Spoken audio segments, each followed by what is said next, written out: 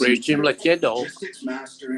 Supply chain transforming, seamlessly restocking, frictionless paying, Pokeball ordering, cyber securing, mobile access granting.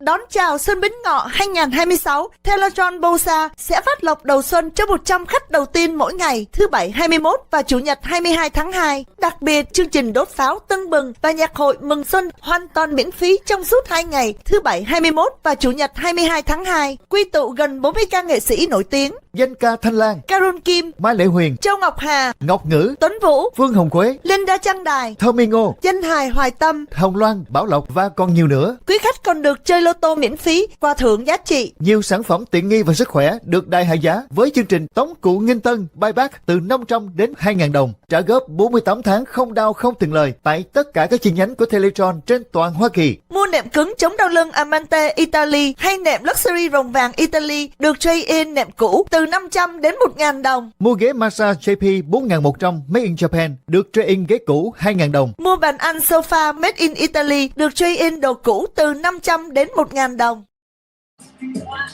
Vanguard, discipline that delivers. I feel when I went to work, I wasn't sick, Keith. I was just Keith. Nobody's purpose in life is to be a cancer patient. Many of those patients want to continue to work to maintain that sense of normalcy and empowerment. It's something that every individual has to decide for themselves. Work was a...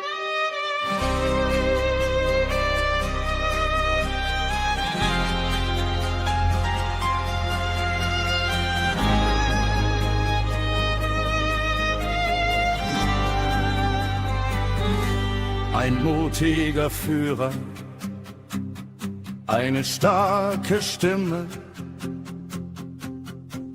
baute Mauern und schloss Geschäfte den ganzen Tag lang. Vom ovalen Büro aus nahm er Stellung, ein Champion der Freiheit für dieses große Land. Er sprach mit Feuer, mit einem stolzen Flair. Ein Störenfried, der die Dinge mit Sorgfalt aufrüttelt. Er kämpfte für Amerika, Nacht und Tag. Ein Führer für das Volk, auf eine große Weise, von den Herzen des Landes bis zu den Stadtstraßen. Er brachte die Arbeitsplätze zurück und ließ die Herzen schlagen. Ein Held für den vergessenen Mann. Er nahm die Eliten und nahm ihren Plan. Er sprach mit Feuer, mit einem stolzen Flyer. Ein Störenfried, der die Dinge mit Sorgfalt aufrüttelt. Er kämpfte für Amerika, Nacht und Tag. Ein Führer für das Volk, auf eine große Weise. Mit einem Stift und einem Telefon machte er seine Marke. Ein Dealmaker, der seine Spuren hinterlässt. Ein Führer für unsere Zeit, ein wahrer Held.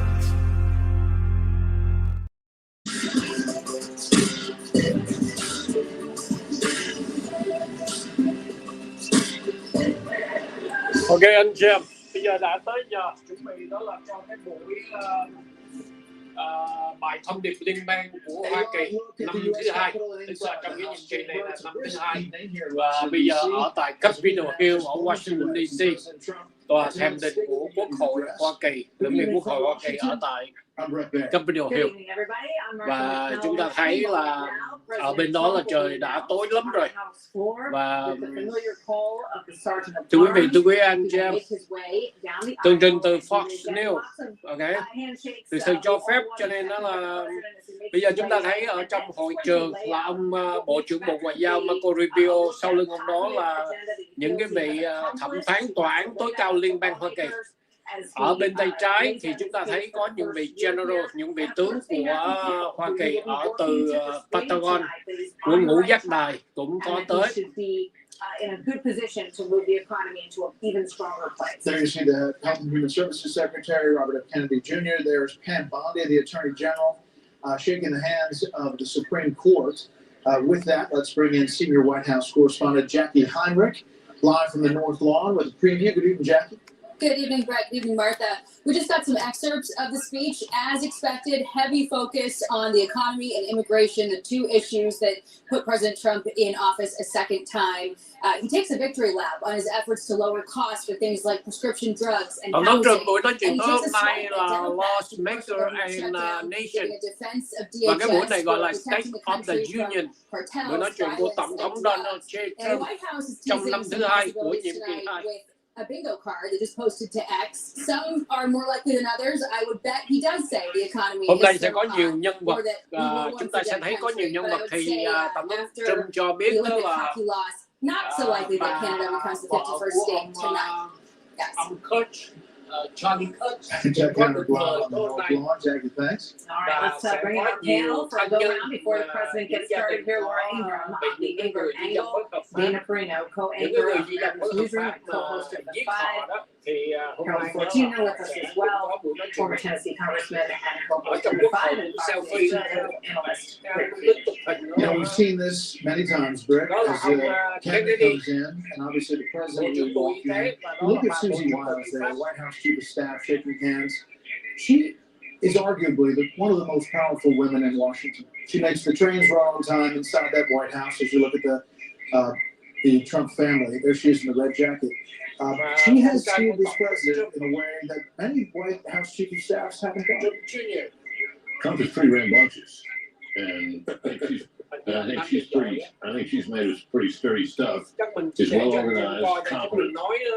He trusts her, which is critical. And I think by all accounts, she's done well. As we were mentioning earlier, Marco Rubio, who as Secretary of State had an interesting challenge, because the Secretary of State is, at least on paper, the leading diplomatic spokesman on foreign policy matters. In this administration, the president's chief negotiators at times have been Steve Witkoff, and to some extent his son-in-law, Jared Kushner. And yet Rubio has managed, in spite of all that, to emerge as a remarkably, very much a star in this cabinet. And his recent speech in Munich, Germany, at that conference over there, has managed to completely reverse the atmosphere in which the president found himself, he and his administration, in dealing with Europe. So it's been quite an interesting story to tell. And I think, you look at Scott Bessent and Marco Rubio there together as they came in together earlier. They've been kind of, in a way, the stars of this cabinet, haven't they? There you look at Kristi Noem, the DHS Secretary, Laura. Obviously, she's been under fire for some of the decisions about ICE and other things. It doesn't seem like the president, though, is in any hurry to get rid of anybody in his cabinet before the midterms. Well, I wouldn't hold your breath if you were waiting for President Trump to fire any of them. He both values confidence and loyalty. And if you've been loyal to his agenda, if you have a clear path to try to fulfilling what he campaigned on so powerfully, then you'll probably stay, or he'll find another job for you that you'd like just as much. But to the point about this cabinet that Britt raised, Bessent, Rubio, General Kane, Zeldin, Chris Wright, this is an incredible group of individuals who could be doing anything with their time, extremely successful, and they have come in at a very difficult point in our nation's history and are trying to do something that is very tough, which is take on the old establishment and remake the Republican Party in a way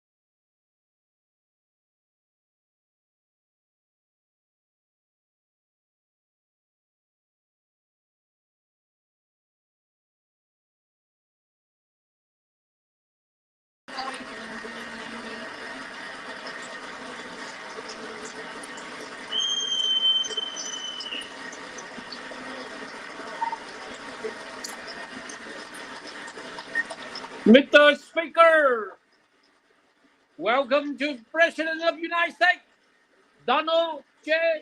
Trump. Bà làm job đó được không?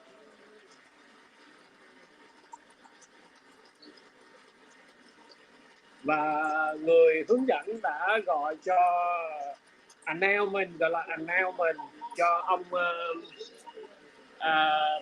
Chủ tịch Hạ viện Speaker of the House báo cho biết là Tổng thống của United States đã có mặt tại chamber, đã từ từ bước vào hội trường. Đó là ông Donald J. Trump. Nói nhỏ nhỏ mà ngoài này nghe hết rồi mấy đại ca. Chuyện bí mật mà nói là đã nghe hết rồi.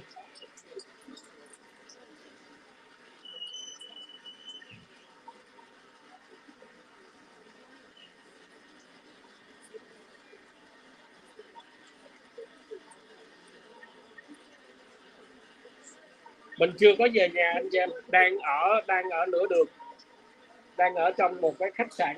Tại vì nếu mà về đó lái xe về nhà là không kịp cho cái buổi này, cho nên tấp vô về tới Seattle rồi đó là book một cái khách sạn vô ở để mà tiếp cái chương trình này, chứ chưa có về tới nhà. Ngày mai mình mới về tới nhà.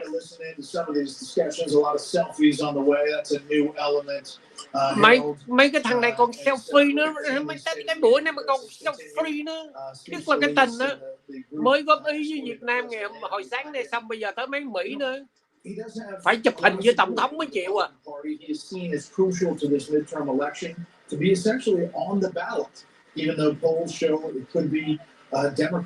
House Chamber 9 giờ lại phút PM.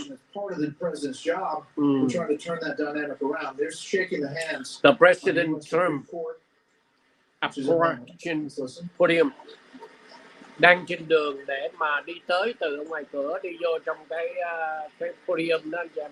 Cái đó là gì? Cái bục nói chuyện. Trời ơi, tướng 4 sao 1, 2, 3, 4, 5, 6, 7, 8, tướng 4 sao, tư lệnh không quân, tư lệnh hải quân, tư lệnh thủy quân lục chiến, tư lệnh lục quân, toàn là những ông 4 sao, không đô đốc gì đó, không có ông đô đốc. Ủa cái ông đó là ông nào vậy ta? Cái lạ. You have us about to perhaps enter war against Iran. The Ukraine war is now ended. His America First message last year was powerful. We're going to see how he connects the dots tonight. I'm rooting for him, but you got to understand, tonight's a little different night than it was for him a year ago.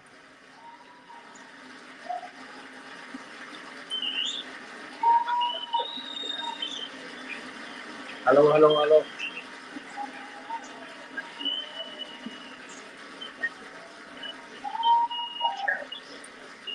Tổng thống nước Liên thì ở trên bục là phó tổng thống Sullivan, bên tay trái và bên tay phải là Speaker of the House ông Mike Johnson.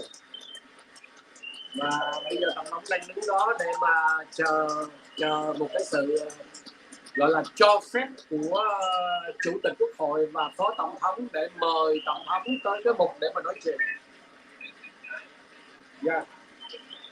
Làm đúng thủ tục protocol anh em.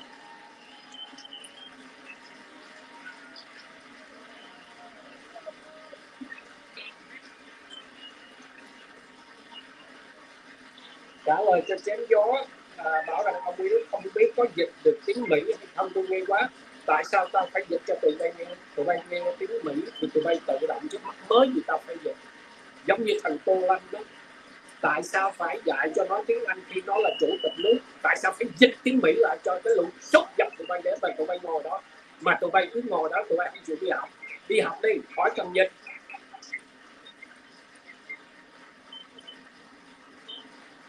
Bữa nay mà thằng nào ai chí ai chó mấy thằng đảng dân chủ mà quậy là chết mẹ tụi hết chứ đâu. Have the high privilege and distinct honor of presenting to you the President of the United States.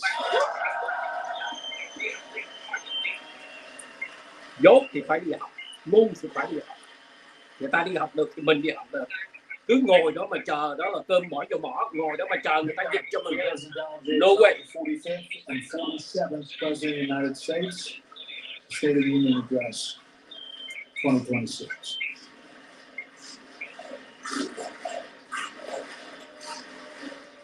Well, thank you very much, everybody. It's really an honor. Speaker Johnson, Vice President Vance, First Lady of the United States. Đâu mà bạn ngồi đó, bạn ngồi đó có cả gia đình bạn luôn kìa em. First Lady of the United States, đệ nhất phu nhân, ngầu chưa? Mang bộ đồ vest á, mang đồ vest đó.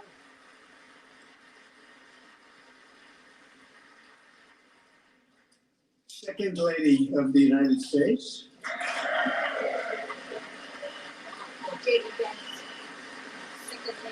Yeah, second lady là của JD. Ấn Độ à?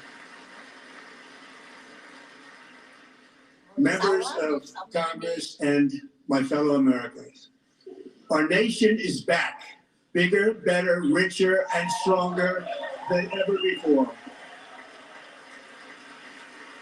Em thấy tụi đảng Dân Chủ nó cũng mang đồ trắng đấy không? Giá nó không đứng lên đâu, yên bình.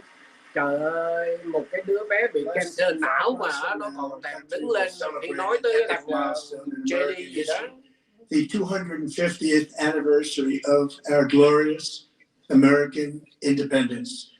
This July 4th, we will mark 2.5 centuries of liberty and triumph, progress and freedom in the most incredible and exceptional nation ever to exist on the face of the earth. And you've seen nothing yet. We're going to do better and better and better. This is the golden age of America.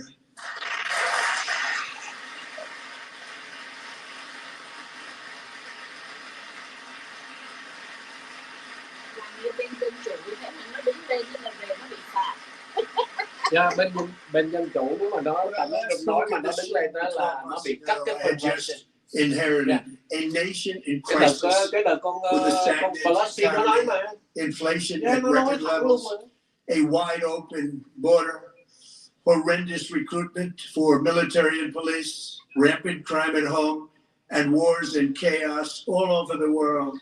But tonight, after just 1 year, I can say with dignity and pride that we have achieved a transformation like no one has ever seen before, and a turnaround for the ages. It is indeed a turnaround for the ages.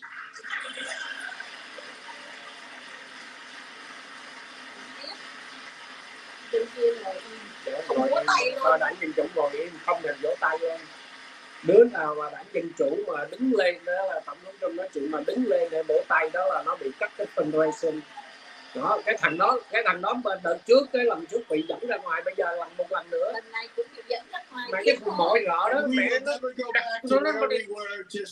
cho nó vô đây làm cái gì không biết nữa. Bởi vì cái luồng xung đột đảng Dân Chủ này nó kỳ cục vô cùng luôn á. Hành xử giống như là du côn.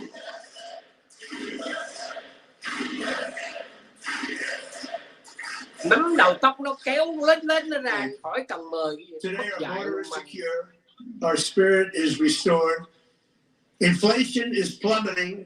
Incomes are rising fast. The roaring economy is roaring like never before. And our enemies are scared. Our military and police are stacked. And America is respected again, perhaps like never before.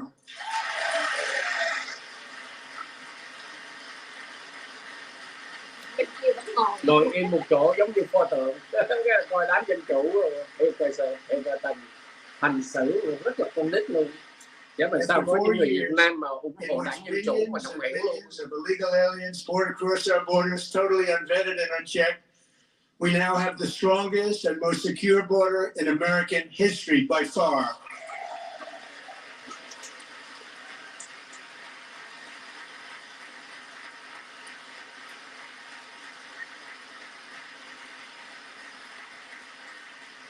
In the past 9 months, 0 illegal aliens have been admitted to the United States.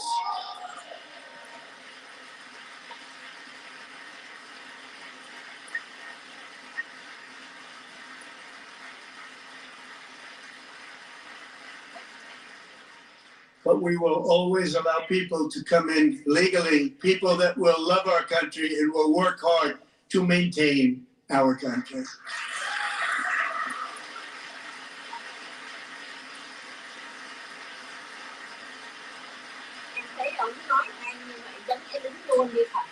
The flow of deadly Đứng hết fentanyl không chịu across nổi our đâu, borders đứng down lâu by a ai thấy record ngồ. 56% in one year. Rồi.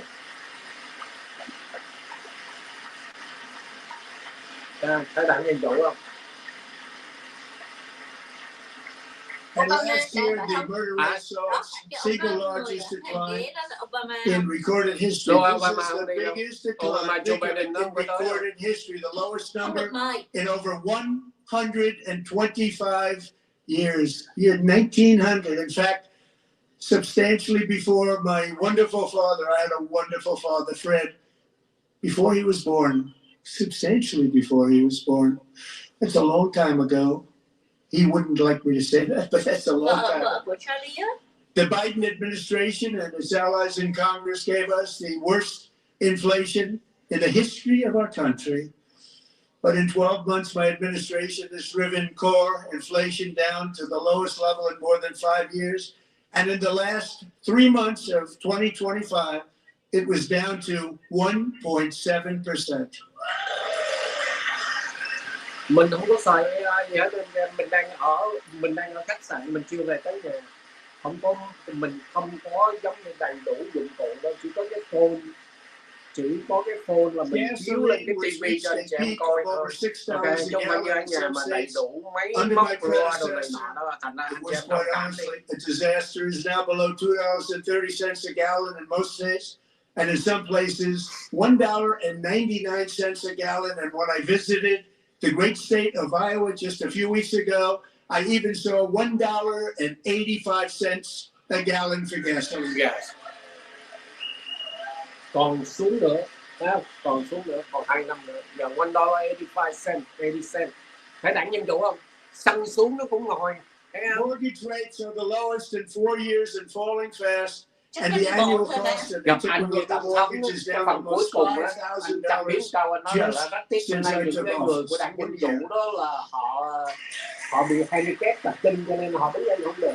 The low interest rates will solve the Biden-created housing problem well, at the same time protecting the values of those people who already own a house that really feel rich for the first time in their lives. We want to protect those values. We want to keep those values up. We're going to do both. And we are going to keep it that way. Yes. The stock market has set 53 all-time record highs since the election. Think of that, 1 year. Boosting pensions, 401ks, and retirement accounts for the millions and millions of Americans. They're all gaining. Everybody's up, way up. In 4 long years, the last administration got less than $1 trillion in new investment in the United States. And when I say less, substantially less. In 12 months, I secured commitments for more than $18 trillion pouring in from all over the globe. 18 million.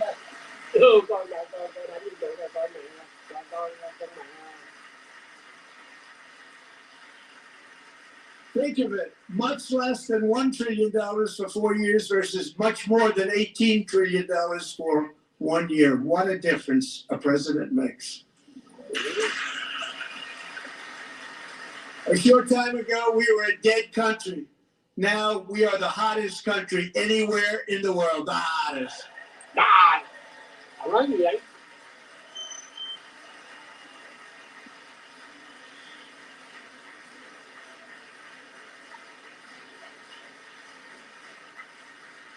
As thousands of new businesses are forming in factories, plants, and laboratories are being built, we have added 70,000 new construction jobs in just a very short period of time. It's getting bigger and bigger and stronger. Nobody can believe what they're watching.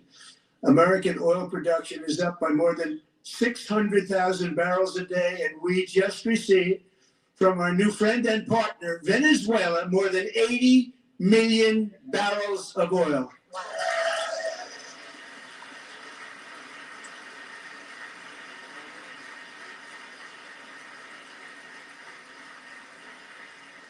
American natural gas production is at an all-time high because I kept my promise to drill, baby, drill.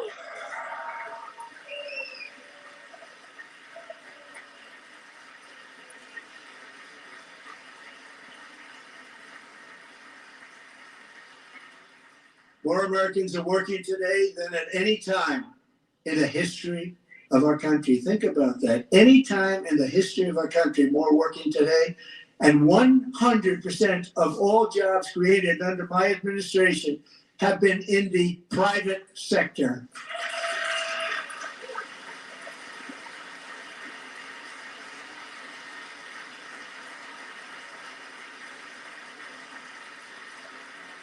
We ended DEI in America.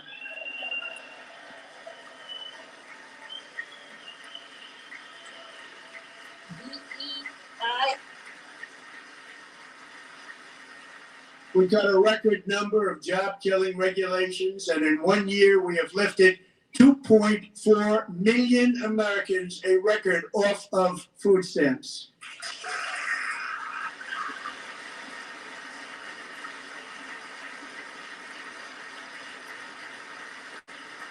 And for all of these reasons, I say tonight, members of Congress, the state of our union is strong.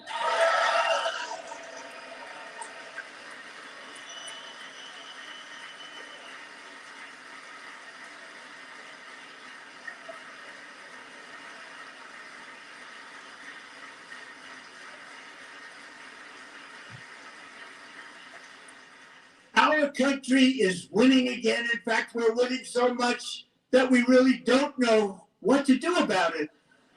People are asking me, please, please, please, Mr. President, we're winning too much. We can't take it anymore. We're not used to winning in our country. Until you came along, we just always losing, but now we're winning too much. And I say, no, no, no. You're going to win again. You're going to win big. You're going to win bigger than ever. And to prove that point, here with us tonight is a group of winners who just made the entire nation proud. The men's gold medal Olympic hockey team. Come on in. Mấy người đó đó ba, hockey team đó.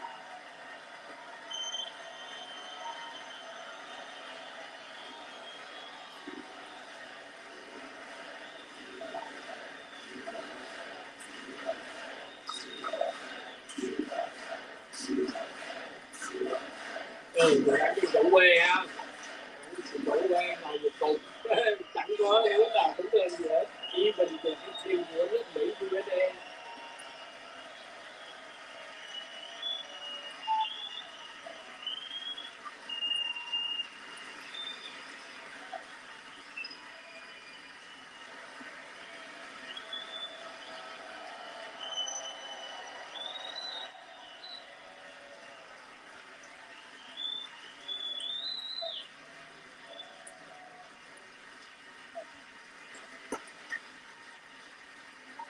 Có thằng bị gãy mấy cái răng. Cái người bóng nó hỏi gì ấy, nó đừng lo, cái đem chích âm bị rất là rút. Dạ đó thằng đó rất gãy.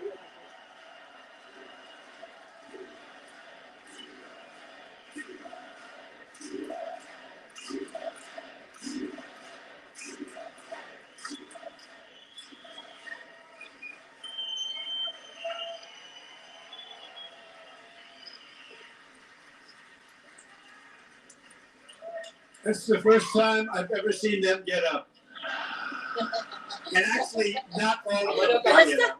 First time I ever But seen they them beat get a up. fantastic Canadian team in overtime, as everybody saw, as did the American women who will soon be coming to the White House.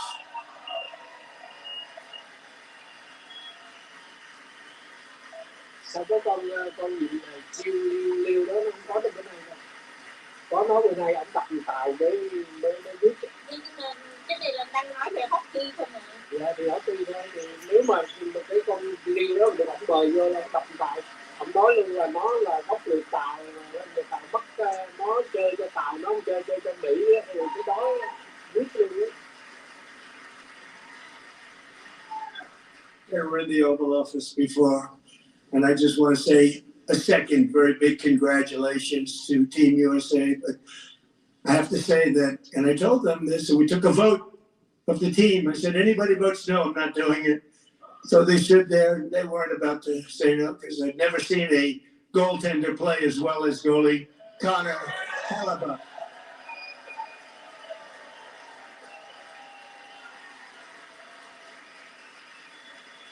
Cô đi á, đó là thằng Trung Quân đó.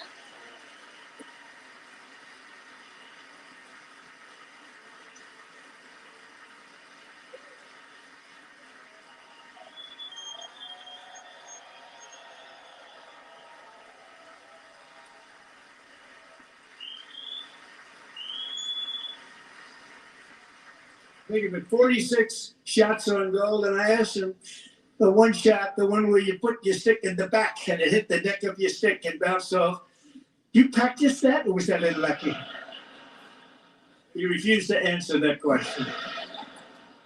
But I just want to tell you that the members of this great hockey squad will be very happy to hear, based on their vote and my vote, and in this case, my vote was more important, that I will soon be presenting Connor with our highest civilian honor, which we will be given and which has been given to many athletes over the years. But when I say many, not too many, like 12, it's called the highest civilian honor in our country, the Presidential Medal of Freedom.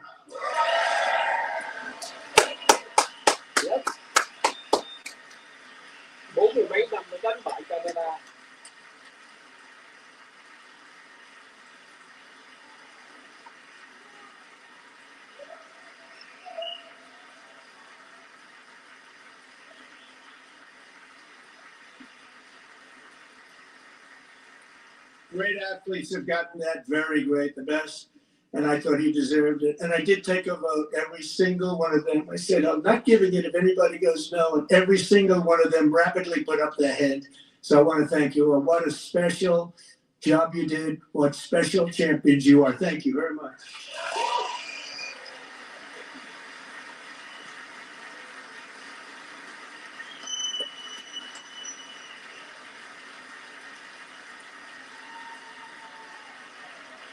Bây giờ bên này nó cũng đứng kìa ba. I'm also pleased to say that the next time the Olympic torch is lit, it will be here in America for the 2028 Olympics, and it's the summer version right in Los Angeles. We're going to do a good job in Los Angeles.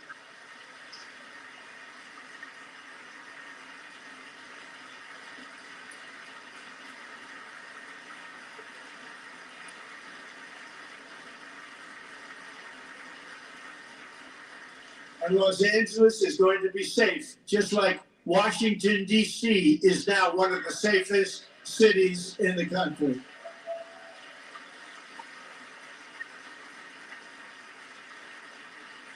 And this year, and I must say I got them both. I got them in the first term, and I was disappointed because I didn't think I'd be the president when this happened. But strange things took place. And now I've got them because I got the Olympics and I got the 2026 FIFA World Cup. And I wanted to claim the 250th, but I didn't get away with that one. I couldn't claim that one for myself. But we're getting the World Cup. So we have the World Cup and the Olympics coming. And that is exciting news.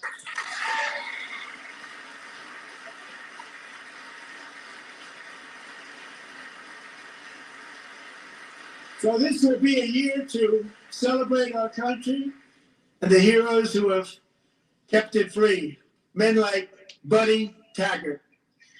At age 17, Buddy volunteered to defend America in World War II, serving in the Pacific under the great General Douglas MacArthur. He fought bravely in the famous Battle of Manila, worked so hard. He was badly wounded and almost killed by enemy machine guns in Luzon.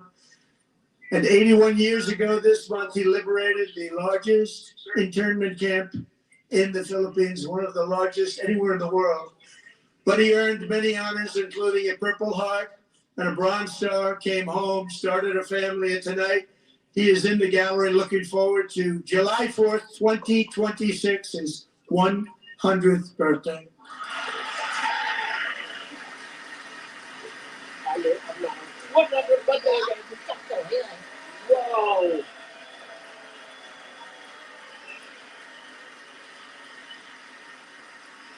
wow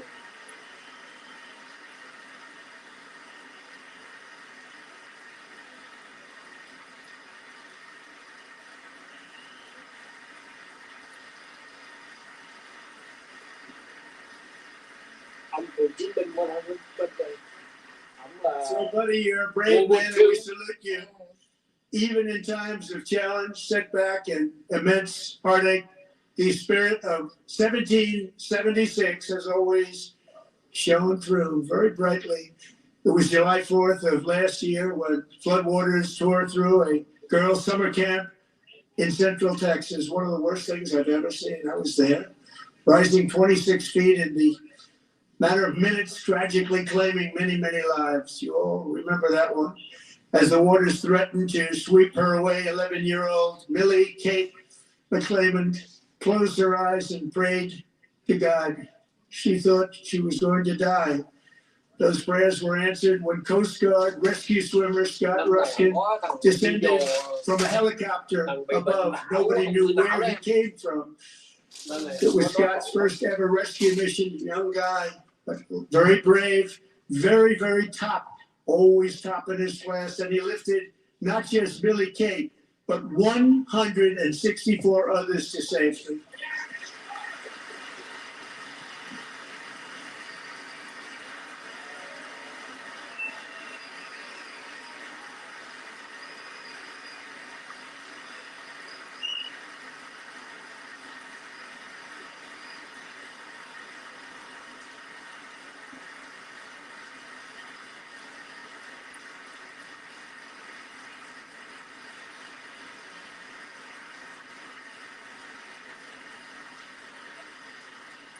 People watched Scott from a distance, and they couldn't believe what they were seeing. The winds were blowing, the rain was pouring, everything was going, and that rapid water, nobody's ever seen anything like it. They said, wow, that's something. Tonight, Scott and Millie Kate are here together, reunited for the very first time. Thank you, Scott, Millie Kate.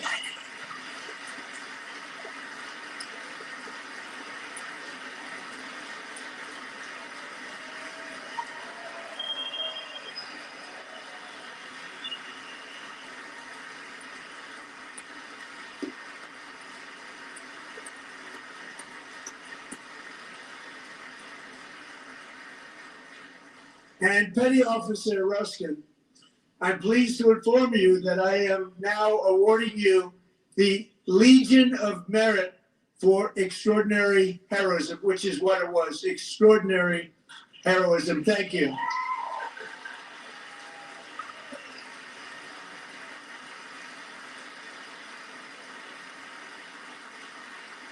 và được trao tặng huân chương ngay tại chỗ luôn em. I'd like to have the military aide to please come down and take care of the service. Military aide, thank you very much. Take care of that very important service. Thank you very much. From 1776 to today, every generation of Americans has stepped forward to defend life, liberty, and the pursuit of happiness. And they're really doing it for the next generation. But now it's our turn. Together we're building a nation where every child has the chance to reach higher and go further, where government answers to the people, not the powerful, and where the interests of hardworking American citizens are always our first and ultimate concern.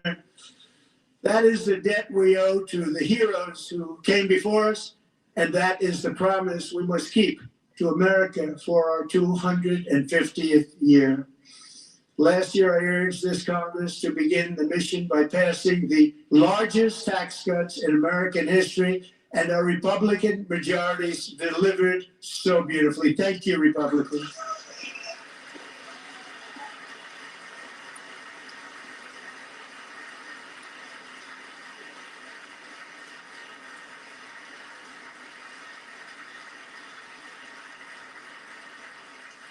All Democrats, every single one of them, voted against these really important and very necessary massive tax cuts.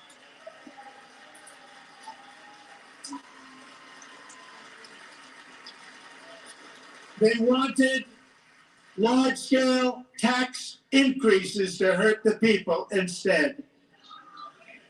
But we held strong, and with the great, big, beautiful bill, we gave you no tax on tips, no tax on overtime, and no tax on Social Security for our great seniors.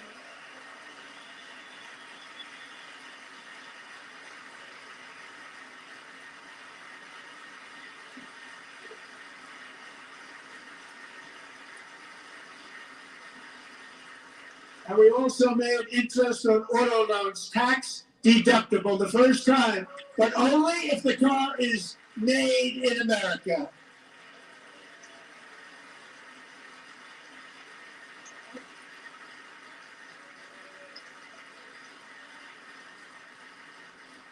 Recently in Pennsylvania, I met Megan Hemhauser, a devoted mom who's homeschools her children, beautiful, 2 children, during the day while waiting tables at night as her husband works overtime operating very heavy equipment.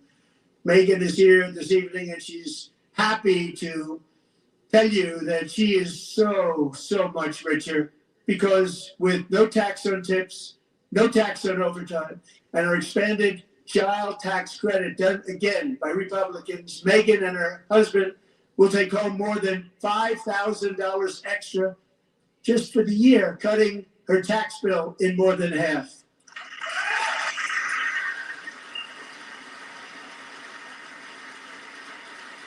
Megan, please stand up. We're fighting for you, Megan.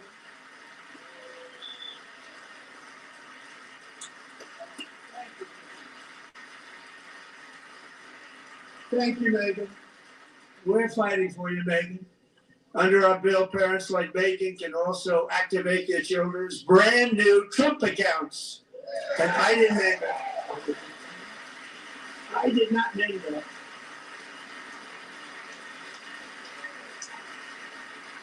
Nobody believes me, but I did not name it. It was named by a very tall man standing right there in the third row. Nice man, a good man. Tax-free investment accounts for every American child. This is something that's so special, has taken off and gone through the roof. Millions will be pre-funded courtesy of the U.S. Treasury and private individuals like Michael and Susan Dell, who have donated $6.25 billion to fund the Trump accounts for 25 million American children. They're great people.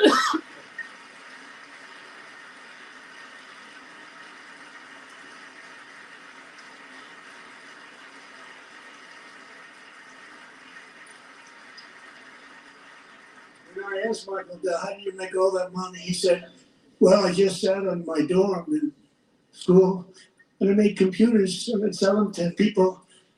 And I just kept selling and selling and selling. And pretty amazing story. That's called the American dream. He sold a lot of computers, a lot of those laptops.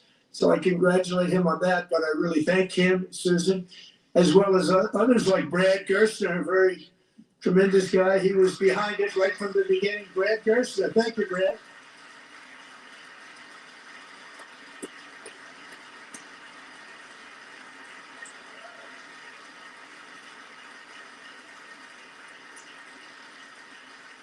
So with modest additional contributions, these young people's accounts could grow to over $100,000 or more by the time they turn 18. Think of it, how much money is that for somebody that started with nothing? Over 100,000, could be much more than that. To make this investment in our children's future, go to TrumpAccounts.gov, TrumpAccounts.gov. And a lot of people are doing it. They're setting every record in the book. It's popular. They knew what it was going to take. I'm so proud of them. I'm so proud of the people that got it started. Now it's just taken off. One of the primary reasons for our country's stunning economic turnaround, the biggest in history, where the Dow Jones broke 50,000 4 years ahead of schedule, and the S&P hit 7,000, where it wasn't supposed to do it for many years, were tariffs. I used these tariffs, took in hundreds of billions of dollars to make great deals for our country, both economically and on a national security basis. Everything was working well. Countries that were ripping us off for decades are now paying us hundreds of billions of dollars. They were ripping us so badly, you all know that. Everybody knows it. Even the Democrats know it. They just don't want to say it. And yet these countries are now happy, and so are we. We made deals. The deals are all done. And they're happy. They're not making money like they used to, but we're making a lot of money. There was no inflation, tremendous growth. And the big story was how Donald Trump called the economy correctly. And 22 Nobel Prize winners in economics didn't. They got it totally wrong. They got it really wrong. And then just 4 days ago, an unfortunate ruling from the United States Supreme Court. It just came down. It came down. Very unfortunate ruling. But the good news is that almost all countries and corporations want to keep the deal that they already made, right, Scott? Knowing that the legal power that I, as president, have to make a new deal could be far worse for them, and therefore they will continue to work along the same successful path that we had negotiated before the Supreme Court's unfortunate involvement. So despite the disappointing ruling, these powerful country saving is saving our country, the kind of money we're taking in. Peace protecting. Many of the wars I settled was because of the threat of tariffs. I wouldn't have been able to settle them without. Will remain in place under fully approved and tested alternative legal statutes. And they have been tested for a long time. They're a little more complex, but they're actually probably better, leading to a solution that will be even stronger than before. Congressional action will not be necessary. It's already time tested and approved. And as time goes by, I believe the tariffs paid for by foreign countries will, like in the past, substantially replace the modern day system of income tax, taking a great financial burden off the people that I love.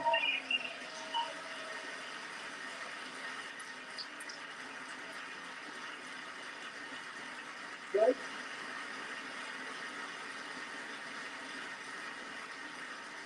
Moving forward, factories, jobs, investment, and trillions of dollars will continue pouring into the United States of America because we finally have a president who puts America first. Put America first.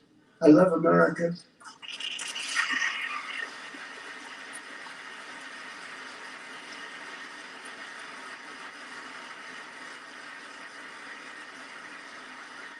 For decades before I came along, we had the exact opposite. From trade to healthcare, from energy to immigration, everything was stolen and rigged in order to drain the wealth out of the productive, hardworking people who make our country great, who make our country run. Under Biden and his corrupt partners in Congress and beyond, it reached a breaking point with the Green New Scam, open borders for everyone. They poured in by the millions and millions from prisons, from mental institutions. There were murderers, 11,888 murders. They came into our country. You allowed that to happen. And record-setting inflation that cost the typical family $34,000 in just a speck of time. Now the same people in this chamber who voted for those disasters suddenly used the word affordability, a word. They just used it. Somebody gave it to them, knowing full well that they caused and created the increased prices that all of our citizens had to endure. You caused that problem. You caused that problem.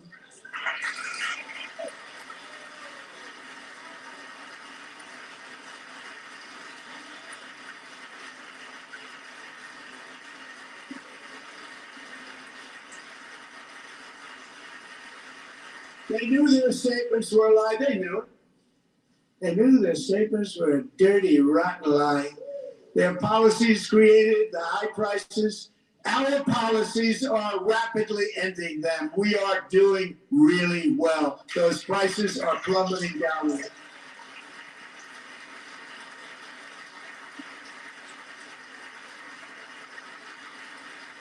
The price of eggs is down 60%. Madam Secretary, thank you. The cost of chicken, butter, fruit, hotels, automobiles, rent is lower today than when I took office by a lot. And even beef, which was very high, is starting to come down significantly. Just hold on a little while, we get it down. And soon you will see numbers that few people would think were possible to achieve just a short time ago. Nobody can believe when they see the kind of numbers, especially energy, when they see energy going down to numbers like that, they cannot believe it. It's like another big tax cut. I'm also confronting one of the biggest ripoffs of our times, the crushing cost of healthcare caused by you. Since the passage of the Unaffordable Care Act, sometimes referred to as Obamacare, big insurance companies have gotten rich. It was meant for the insurance companies, not for the people. With our government giving them hundreds and hundreds of billions of dollars a year, as their stock prices soared 1,000, 1,200, 1,400, and even 1,700%, like nothing else. That's why I introduced the great healthcare plan. I want to stop all payments to big insurance companies and instead give that money directly to the people so they can buy their healthcare, which will be better healthcare at a much lower cost.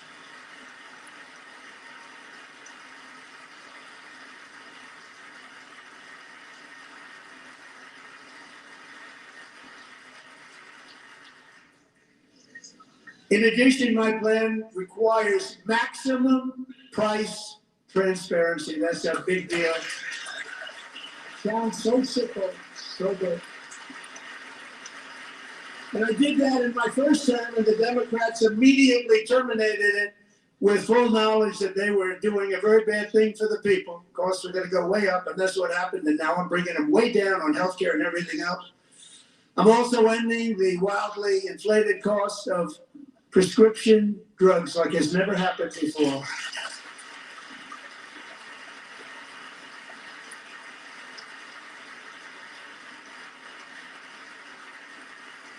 Other presidents tried to do it, but they never could. They tried. Most didn't try, actually. But they tried. They said they tried. They couldn't do it. They didn't even come close. They were all talk and no action, but I got it done. Under my just enacted most favored nation agreements, Americans who have for decades paid by far the highest prices of any nation anywhere in the world for prescription drugs will now pay the lowest price anywhere in the world for drugs, anywhere, the lowest price.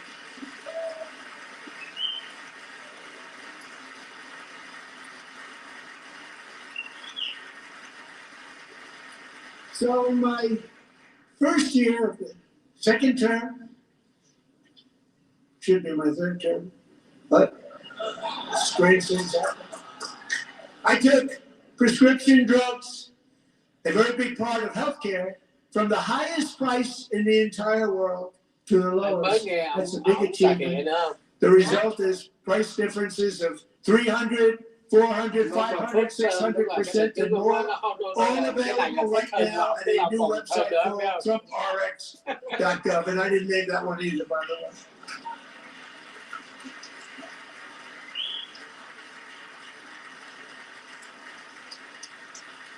And here tonight is the very first customer ever to get that big discount, and it is big, Catherine Rayner. For 5 years, she and her husband have struggled with infertility, and they turned to IVF. One drug has been costing Catherine $4,000 to purchase, but a few weeks ago, she logged onto the TrumpRx website and got that same drug that cost $4,000, got it for under $500, a reduction of much more, actually, than $3,500. Catherine, we are all praying for you, and you're going to be a great mom.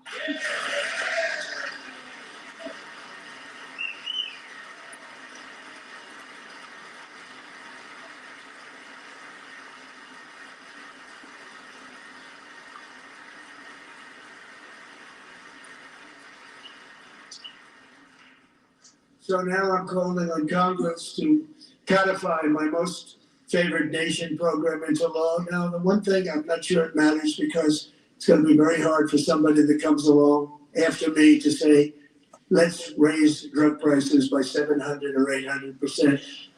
But John and Mike, if you don't mind, codify it anyway. They may do it. Codify it anyway. Thank you. Many Americans are also concerned that energy demand from AI data centers could unfairly drive up their electric utility bills. Tonight, I'm pleased to announce that I have negotiated the new Ratepayer Protection Pledge. You know what that is? We're telling the major tech companies that they have the obligation to provide for their own power needs. They can build their own power plants as part of their factory so that no one's prices will go up. And in many cases, prices of electricity will go down for the community and very substantially down. This is a unique strategy never used in this country before. We have an old grid. It could never handle the kind of numbers, the amount of electricity that's needed. So I'm telling them they can build their own plant. They're going to produce their own electricity. It will ensure the company's ability to get electricity while at the same time lowering prices of electricity for you. It could be very substantial. So all of you cities and towns, you're going to see some good things happen over the next number of years. Another pillar of the American dream that has been under attack is home ownership. With us tonight is Rachel Wiggins, a mom of two from Houston. She placed bids on 20 homes and lost all of those bids to gigantic investment firms that bypassed inspection, paid all cash, and turned those houses into rentals, stealing away her American dream. She was devastated. Stories like this are why last month I signed executive order to ban large Wall Street investment firms from buying up in the thousands single-family homes.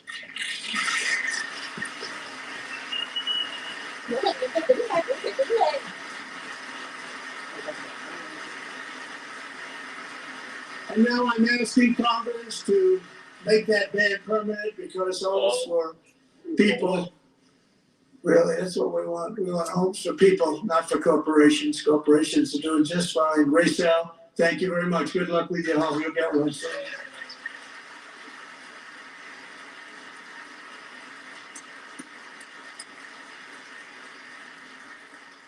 We're also working to make it easier for Americans to save for retirement.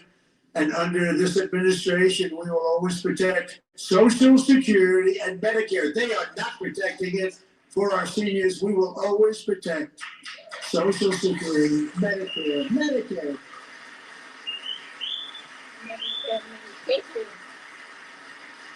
Since I took office, the typical 401k balance is up by at least $30,000. It's a lot of money. You have millions and millions of people, because the stock market has done so well, setting all those records, your 401ks are way up. Yet half of all of working Americans still do not have access to a retirement plan with matching contributions from an employer. To remedy this gross disparity, I'm announcing that next year my administration will give these often forgotten American workers, great people, the people that built our country, access to the same type of retirement plan offered to every federal worker. We will match your contribution with up to $1,000 each year.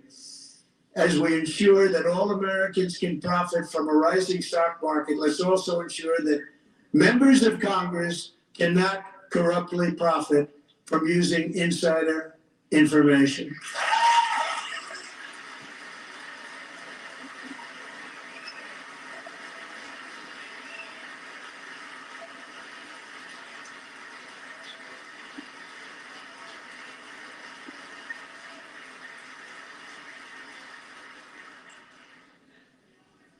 They stood up for that.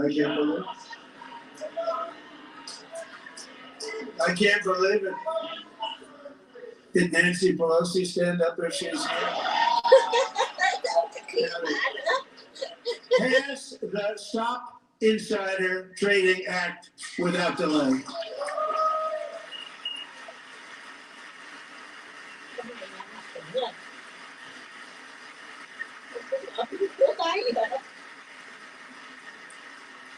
I wasn't sure if anybody even on this side was going to applaud for that. I'm very impressed. Thank you. I'm very impressed. But when it comes to the corruption that is plunging, it's plundering America. There's been no more stunning example than Minnesota, where members of the Somali community have pillaged an estimated $19 billion from the American taxpayer. Oh, we have all the information. And in actuality, the number is much higher than that. And California, Massachusetts, Maine, and many other states are even worse. This is the kind of corruption that shreds the fabric of a nation, and we are working on it like you wouldn't believe. So tonight, although started 4 months ago, I am officially announcing the war on fraud to be led by our great Vice President J.D. Vance. Đó cái con đó con OG đó, cái con lãnh dân chủ, con đó là cái con mà nó là kết hôn với anh ruột của nó đó để ra mặt chúng ta đây.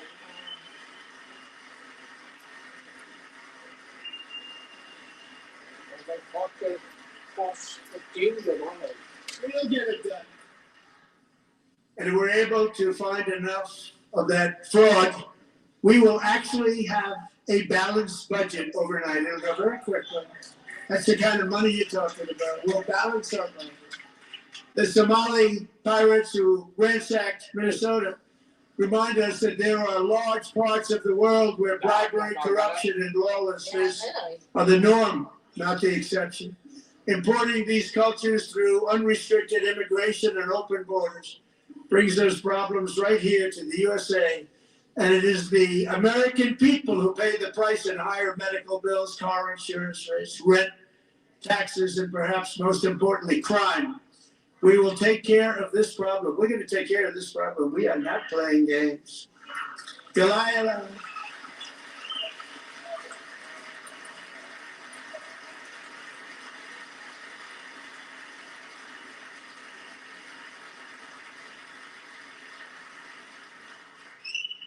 Delilah Coleman was only 5 years old in June 2024 when a 18-wheel tractor trailer plowed into her stopped car traveling at 60 miles an hour or more.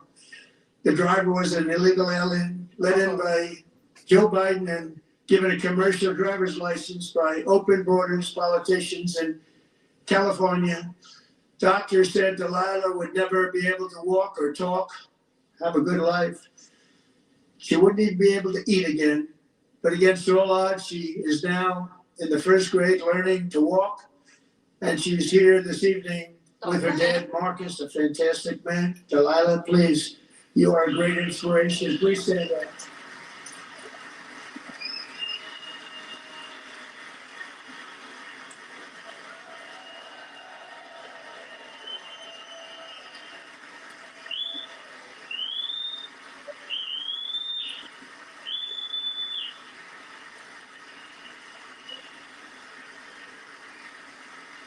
Bị xẹt một chản bánh nữa.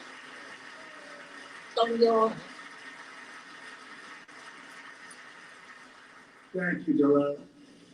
Many of them, most illegal aliens, do not speak English and cannot read even the most basic road signs as to direction, speed, danger, or location. That's why tonight I'm calling on Congress to pass what we will call the Delilah Law, barring any state from granting commercial driver's licenses to illegal aliens. Yes. Nó là legal mà tại sao cho nó bằng nói?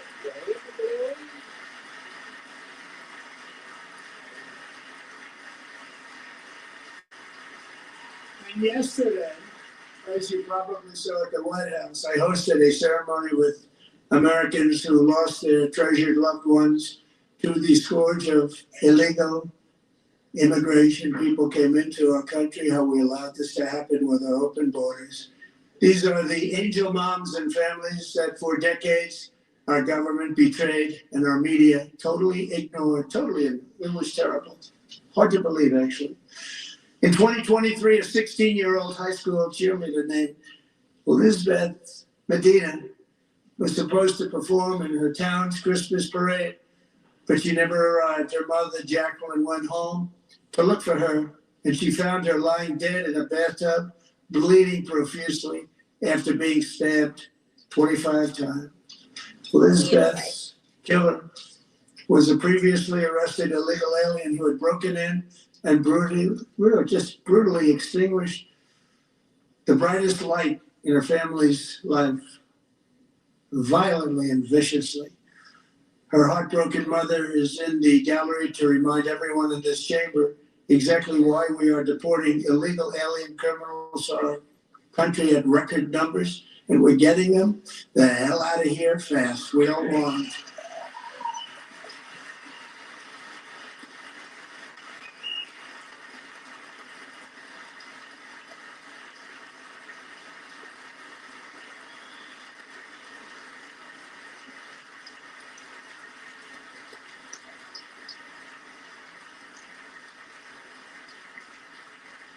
Thank you very much, Jacqueline. Thank you.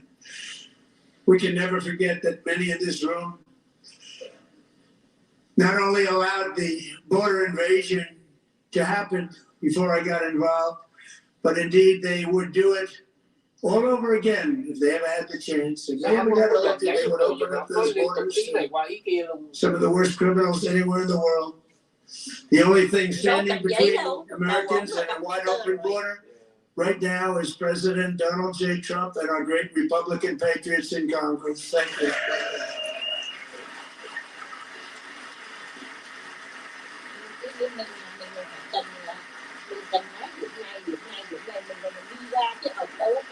As we speak, Democrats in this chamber have cut off all funding for the Department of Homeland Security. It's all cut off.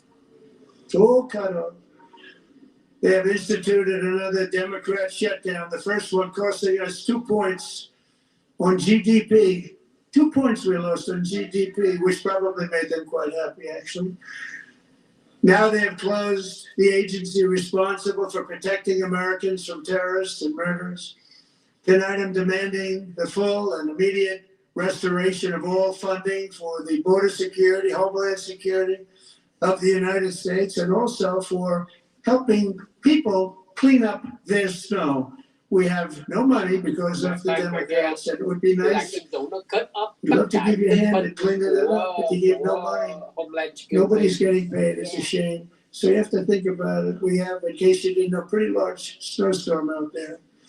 One of the great things about the State of the Union is how it gives Americans a chance to see clearly what their representatives really believe. So tonight I'm inviting every legislator to join with my administration in reaffirming a fundamental principle. If you agree with this statement, then stand up and show your support. The first duty of the American government is to protect American citizens, not illegal aliens.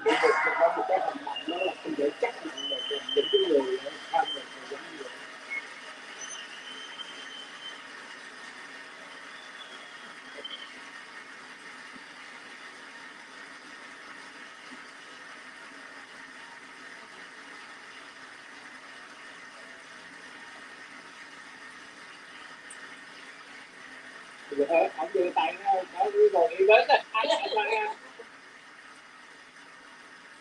Đó, trời ơi.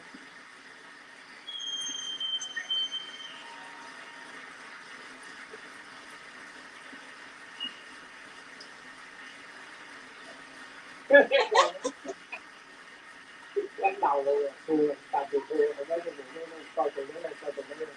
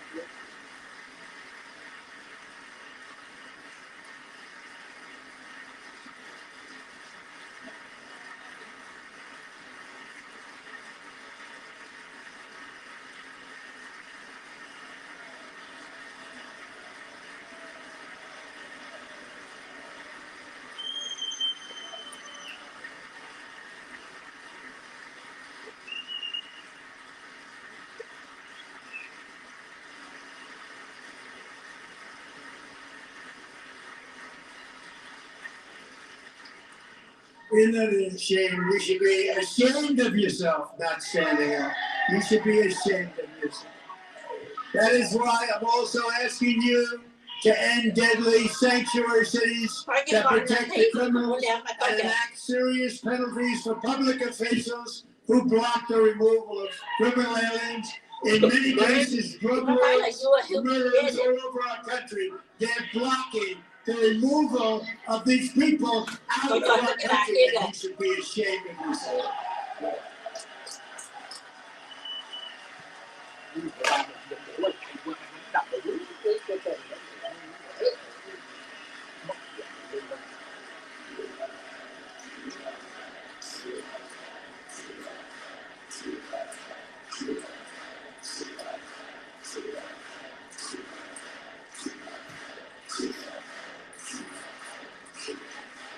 And perhaps most importantly, I'm asking you to approve the Save America Act.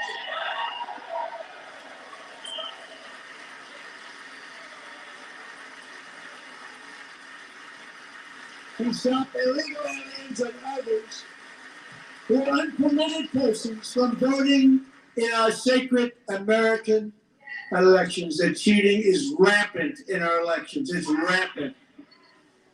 It's very simple. All voters must show voter ID.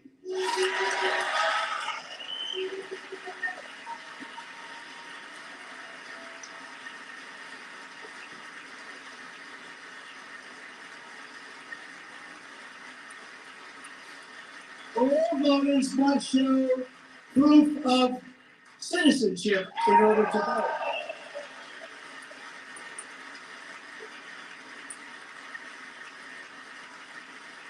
And no more crooked mail-in ballots except for illness, disability, military, or travel. None. And this should be an easy one. And by the way, it's polling at 89%, including Democrats. 89%.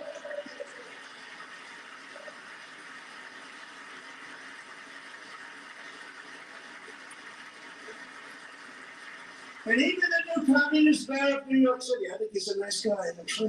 Speak to him a lot. Bad policy, but nice guy. Just said they want people to shovel snow. They got hit hard.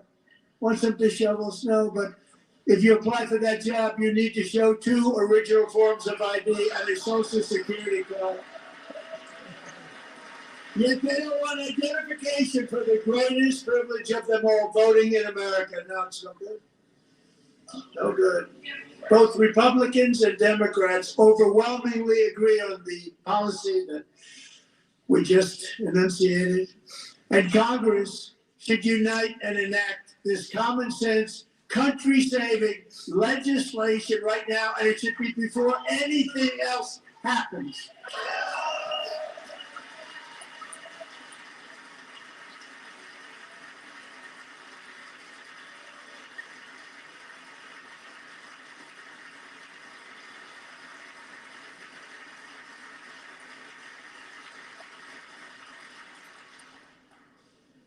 And the reason they don't want to do it, why would anybody not want voter ID? One reason, because they want to cheat. There's only one reason. They make up all excuses. They say it's racist. They come up with things you almost say, what imagination they have.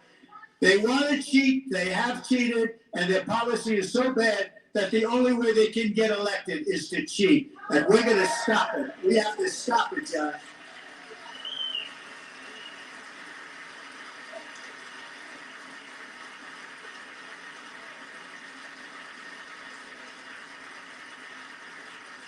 And here is one more opportunity to show common sense in government. In the gallery tonight are Sage Blair and her mother, Michelle. In 2021, Sage was 14 when school officials in Virginia sought to socially transition her to a new gender, treating her as a boy and hiding it from her parents. Hard to believe, isn't it? Before long, a confused Sage ran away from home after she was found in a horrific situation in Maryland A left-wing judge refused to return Sage to her parents because they did not immediately state that their daughter was their son.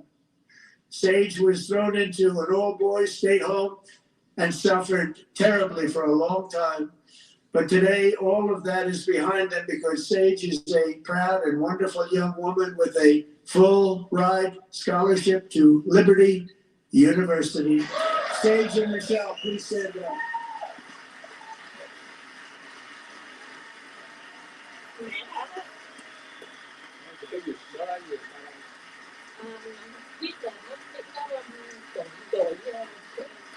Gender thì rất hay thôi, mình nói là girl, xong rồi một người cũng như là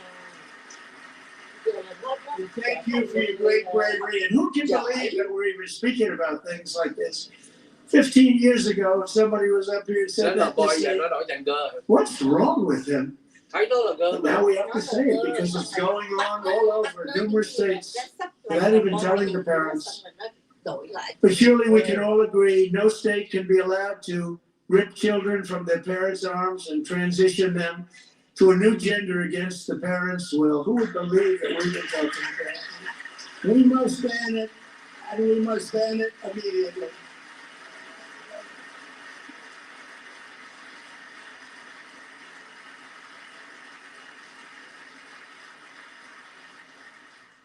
Look, nobody stands up. These people are crazy. I'm telling you, they're crazy.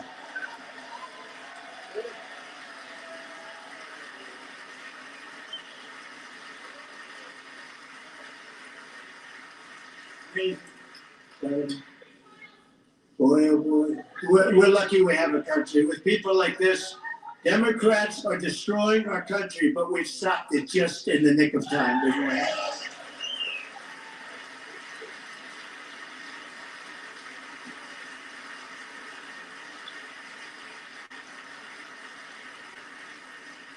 No one cares more about protecting America's youth than our wonderful First Lady. Now a movie star. She's a movie star. Can you believe it? Who would have believed that? Over the past year, she has had an incredible impact championing AI legislation, advancing a landmark executive order on foster care, and helping secure $30 million to launch the Melania Trump Foster Youth to Independence Initiative. It's a tremendous, really a tremendous thing that happened and had a lot of bipartisan support. She gets much better bipartisan support than I do. I get none. She gets a lot. Someday you're gonna have to tell me how you did that. And students and educators in every state have joined the First Lady's efforts in the presidential AI challenge, keeping America's next generation positioned to succeed and strongly succeed in the future. Tonight we welcome two young people whose lives reflect the First Lady's impact. Sierra Burns and Everest Nevermont. Thank you, brother. Melania, thank you. You know how hard you work for. Thank you, brother. Ô mẹ được có hai tầng mà được hai tầng tiếp rồi. Còn cái thứ ba là nó bắt mẹ phải mua thêm nữa.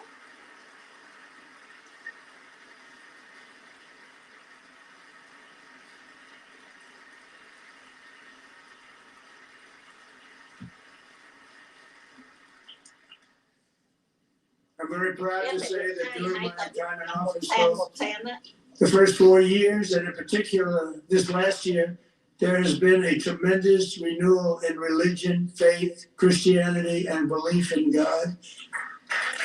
Tremendous renewal.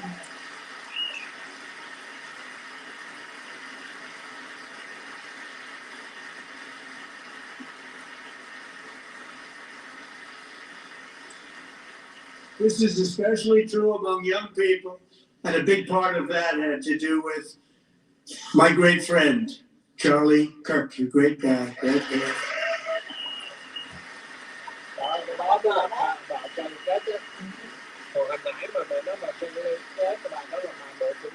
So last year, Charlie was violently murdered by an assassin and martyred, really martyred for his beliefs.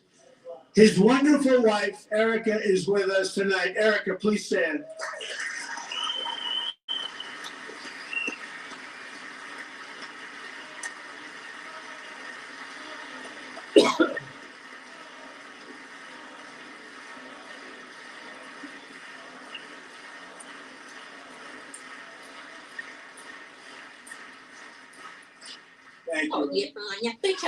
Into a lot. In Charlie's memory, we must all come together to reaffirm that America is one nation under God, and we must totally reject political violence of any kind.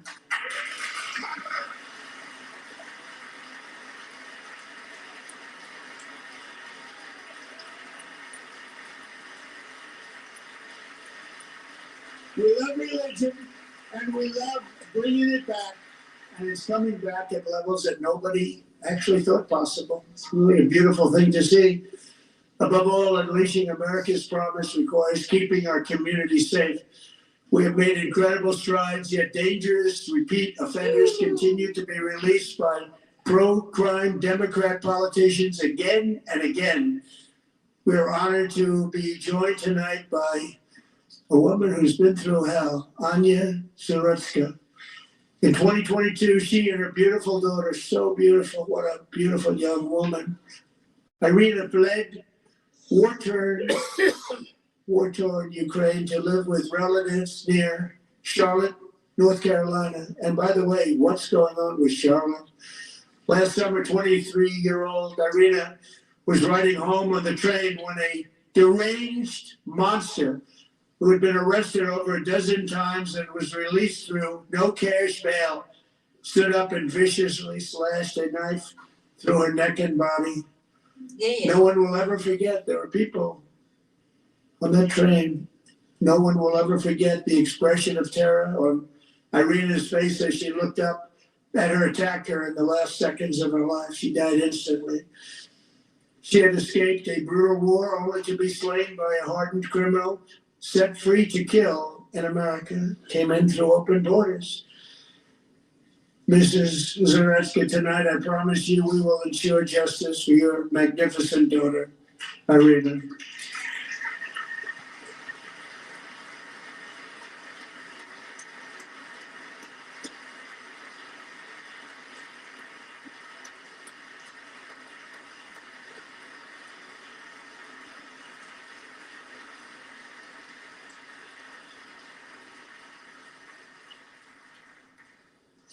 How do you not stand? How do you not stand? I'm asking this Congress to pass tough legislation to ensure that violent and dangerous repeat offenders are put behind bars, and importantly, that they stay there.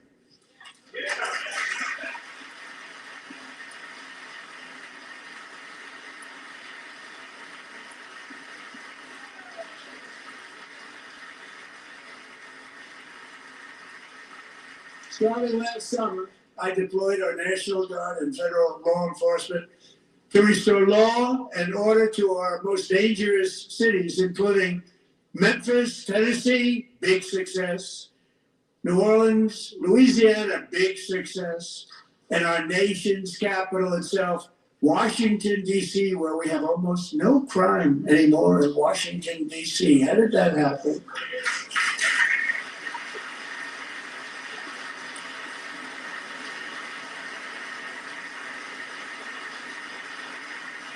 In fact, crime in Washington is now at the lowest level ever recorded, and murders in D.C. this January were down close to 100% from a year ago.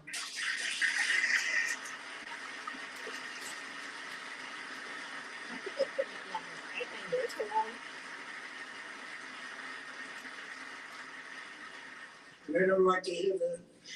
One of the sick people, one of the brave service members who helped achieve this stunning turnaround was 20-year-old West Virginia Army National Guard Specialist Sarah Beckstrom.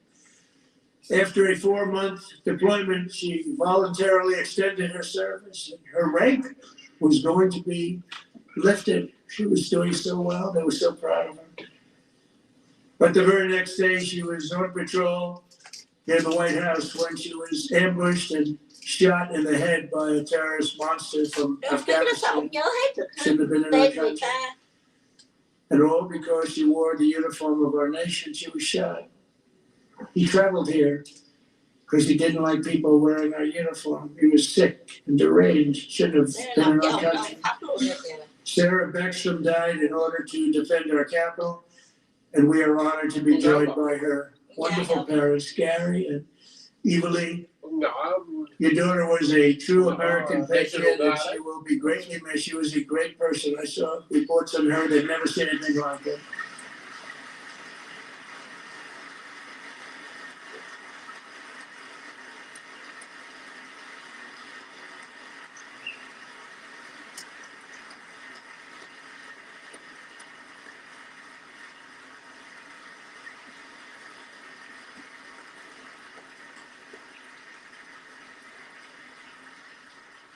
So sorry. Thank you very much.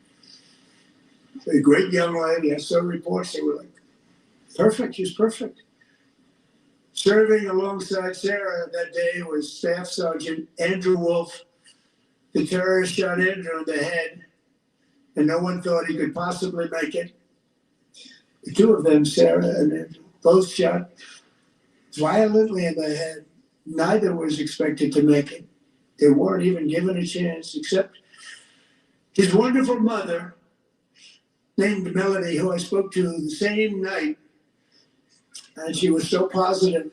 The doctors thought that Andrew was gone, but his mother said, no, Mr. President, Andrew will be fine. He's going to make it. I've never seen anything like it. I mean, he was given almost no chance. She said, I have no doubt, sir, he's going to be okay. This was the conversation that I had with her that night, with her son laying helplessly in bed, blood all over. Everybody is praying, she said, sir, he will be okay. The doctors didn't understand what she was saying. And after looking at the results of the damage done, neither did I. She was so strong and conclusive that even Andrew's great father felt she didn't really understand the gravity of the situation. But she turned out to be right, Melody? She turned out to be right.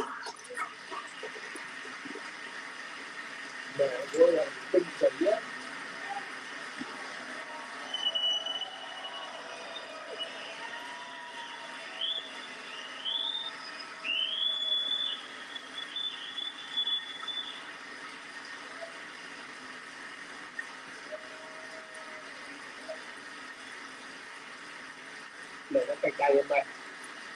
Dạ, muối ớt mà.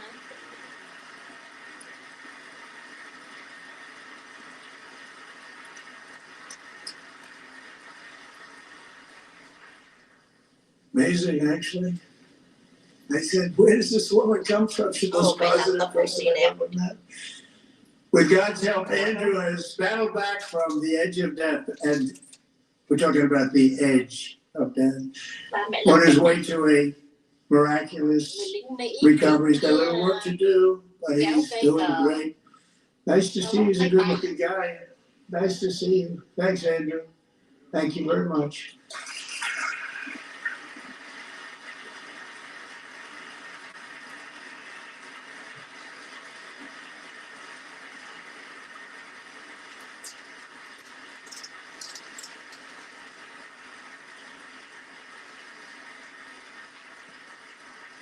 So Andrew, while you're up, now I'm going to ask a highly respected General James Stewart to present Staff Sergeant Andrew Wolf and the great family of Sarah Beckstrom with the award created by our late great President George Washington himself. It's called the Purple Heart. Purple Heart.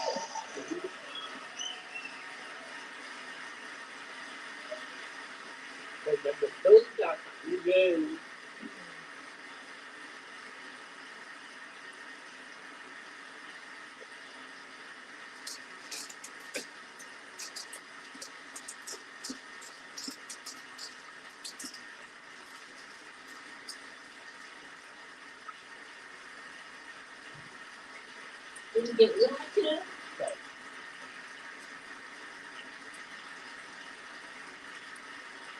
Đấy là đến bị thương về cũng giờ đây. Để nói tặng cho bây giờ hát ở đây về và ta tặng ngay quốc hội và ngay cái buổi mà trọng tâm nói chuyện. We love you all.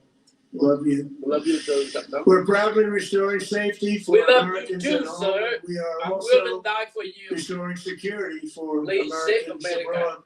Our country has never been stronger. In my first 10 months, I ended 8 wars, including Cambodia. Isn't it funny? Some sick people. Cambodia and Thailand.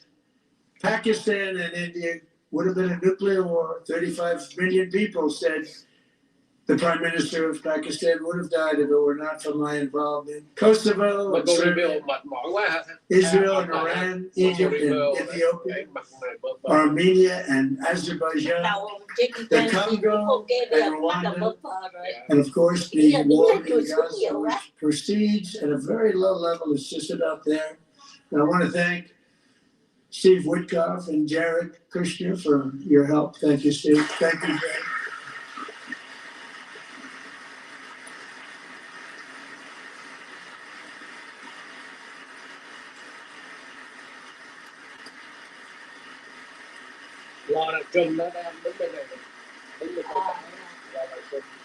And I also want to thank the Mandate Report too, Secretary of State Marco Rubio. Thank you, man.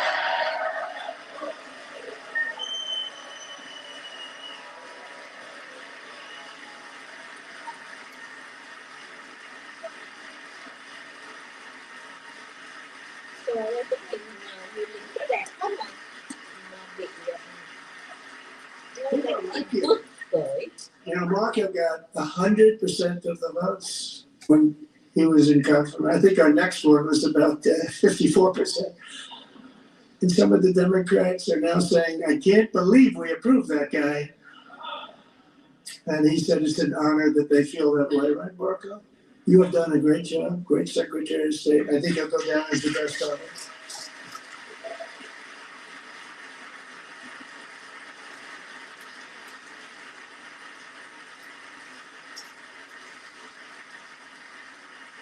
Under the ceasefire I negotiated, every single hostage, both living and dead, has been returned home. Can you believe that?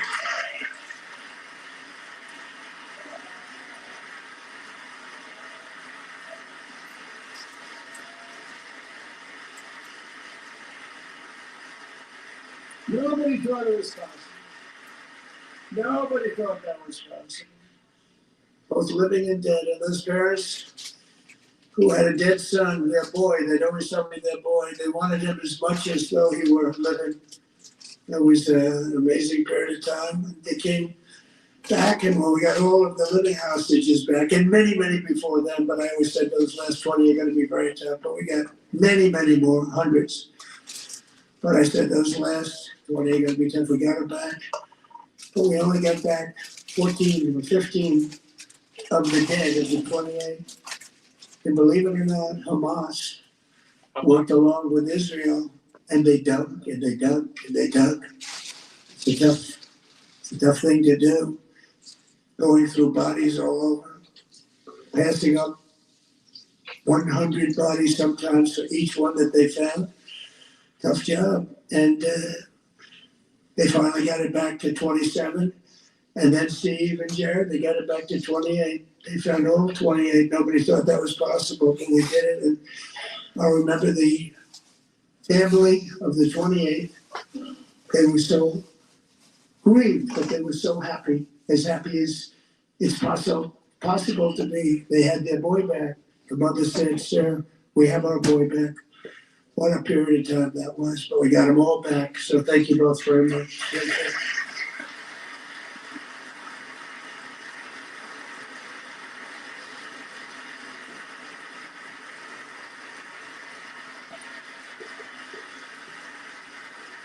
And we're working very hard to end the ninth war, the killing and slaughter between Russia and Ukraine, where 25,000 soldiers are dying each and every month. Think of that, 25,000 soldiers are dying a month.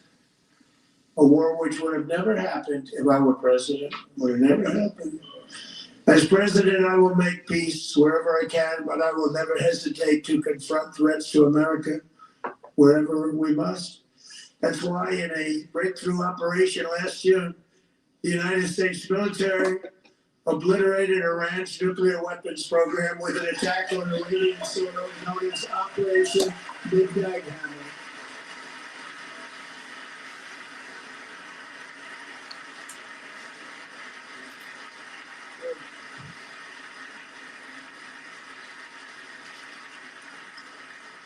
For decades, it had been the policy of the United States never to allow Iran to obtain a nuclear weapon. Many decades. Since they seized control of that proud nation 47 years ago, the regime and its murderous proxies have spread nothing but terrorism, death, and hate. They've killed and maimed thousands of American service members and hundreds of thousands and even millions of people with what's called roadside bombs. They were the kings of the roadside bomb. And we took out Soleimani. I did that during my first term. Had a huge impact. He was the father of the roadside bomb.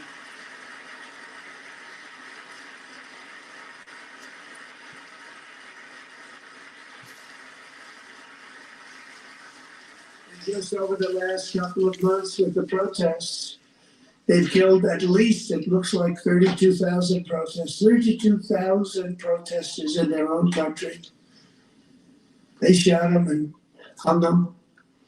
We stopped them from hanging a lot of them with the threat of serious violence. But this is some terrible people. They've already developed missiles that can threaten Europe and our bases overseas, and they're working to build missiles that will soon reach the United States of America. After Midnight Hammer, they were warned to make no future attempts to rebuild their weapons program, in particular nuclear weapons, yet they continue starting it all over. We wiped it out and they want to start all over again, and are at this moment again pursuing their sinister ambitions. We are in negotiations with them. They want to make a deal, but we haven't heard those secret words. We will never have a nuclear weapon. My preference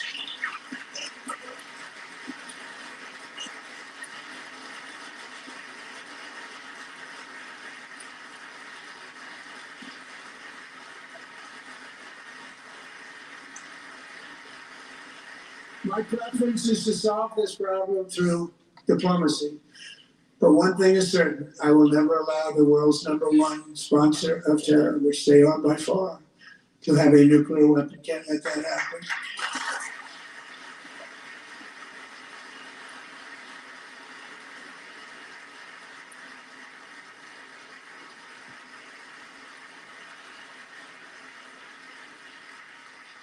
And no nation should ever doubt America's resolve. We have the most powerful military on earth. I rebuilt the military in my first term. We're going to continue to do so. Also, we just approved a $1 trillion budget. We have no choice. We have to be strong, because hopefully we will seldom have to use this great power that we built together. It's really called peace through strength, and it's been very, very effective.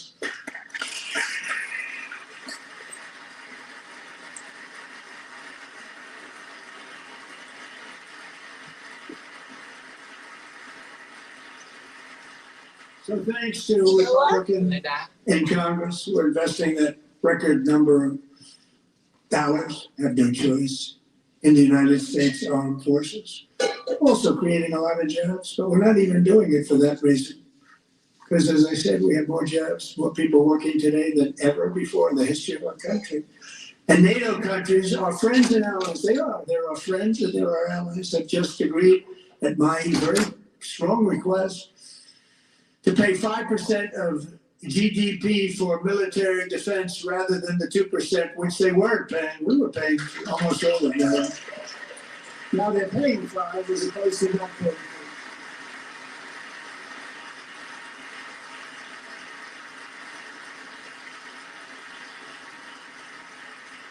And getting that 5% was something which everyone said would never be done, could not happen. We got it really easily, one meeting. And big difference between 2% that's not paid. We were paying the freight of many of them. Very few were paid up. Now 5% then they're paid. and everything we send over to Ukraine is sent through NATO. They pay us in full.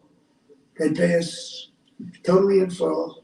Every branch of our armed forces is setting records for recruitment. This is so exciting. And every service member receives.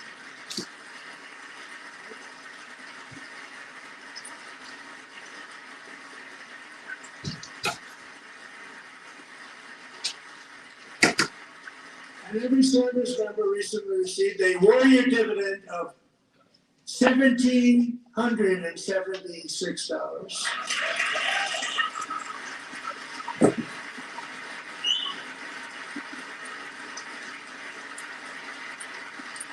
You know, they put it on my desk. We got the money from tariffs and other things. I don't know if we have left. Much more money than Columbus. We'll have to rebuild that program a little bit, but it won't take long. But we got the money, and it was $1,775, and they wanted my approval. And I said, "What's the number?" $1,775. I said, "Wait a minute. For one more dollar, we can have $1,776." I said, "We're going to figure that." I never asked anybody if we could afford it. One more dollar. I said $1,776, and I said, "That's good." And I'll tell you what, our military, that was 4 months ago. Our military, I never see a person in the military that doesn't thank me for it. So we're honored to do it. They deserve it. And we go at 1776. It was great. And we love our military. We love our law enforcement. We love our firemen. You know, the firemen don't get mentioned enough. We love our firemen. We're also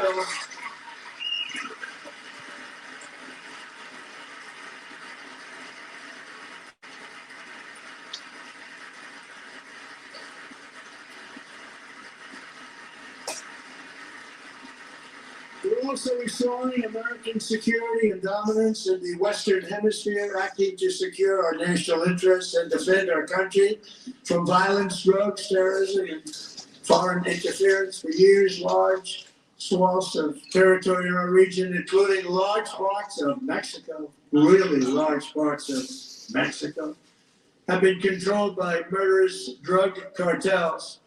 That's why I designated these cartels as foreign terrorist organizations, and I declared illicit fentanyl as a weapon of mass destruction.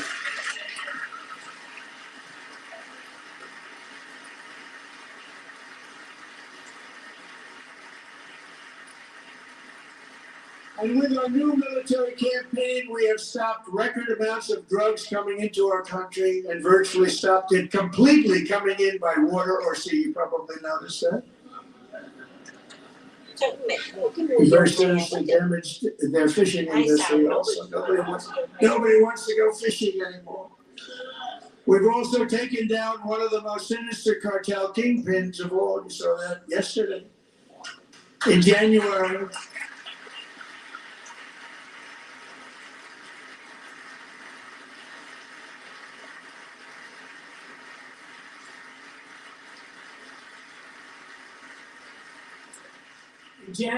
elite American warriors carried out one of the most complex, spectacular feats of military competence and power in world history. No one's seen anything like it. Foreign leaders, I won't tell you who, called me, and they said, "Very impressive, very impressive."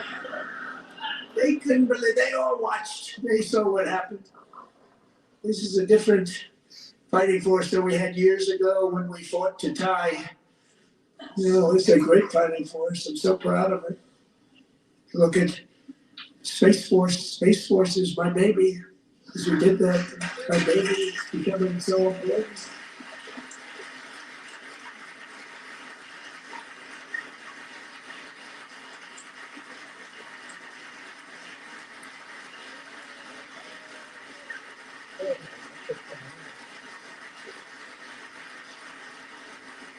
And America's armed forces overwhelmed all defenses and utterly defeated the enemy, good fighters, to end the reign of outlaw dictator Nicolas Maduro and bring him to face American justice.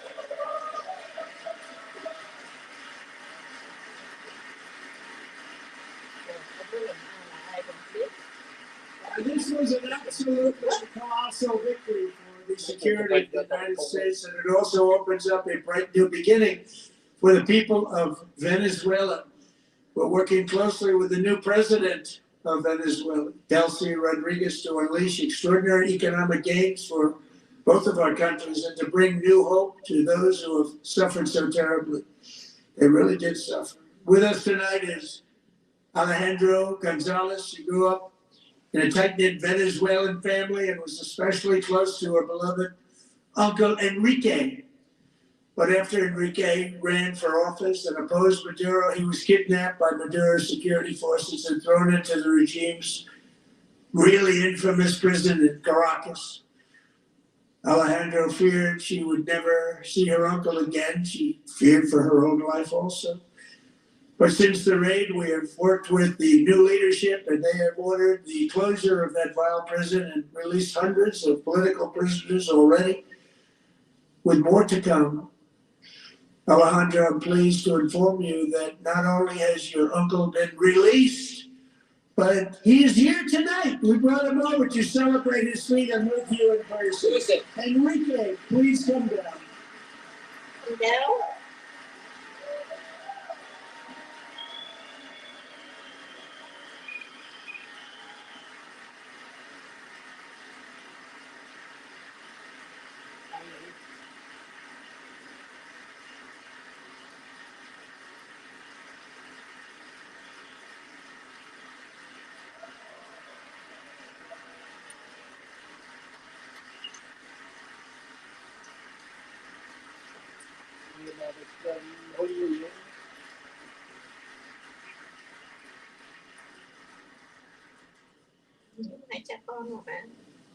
Thank you, Enrique. Have a good time. Nice to have you back, Enrique. There were many heroes on that January raid to capture Maduro. Really great heroes. It was very dangerous. They knew we were coming. They were all set. But the deeds of one warrior that night will live forever in the eternal chronicles of military valor. Chief Warrant Officer 5, Eric Slover, planned the mission and was the flight lead in the cockpit of the first helicopter. A big, beautiful, powerful helicopter. It was a massive Chinook carrying, as you can imagine, many American warfighters. Wearing the dog tags his wife Amy had blessed with holy water before he left. She knew it was going to be a rough one. Eric steered the Chinook under the cover of night and descended swiftly upon Maduro's heavily protected military fortress. This was a major military installation, protected by thousands of soldiers and guarded by Russian and Chinese military technology.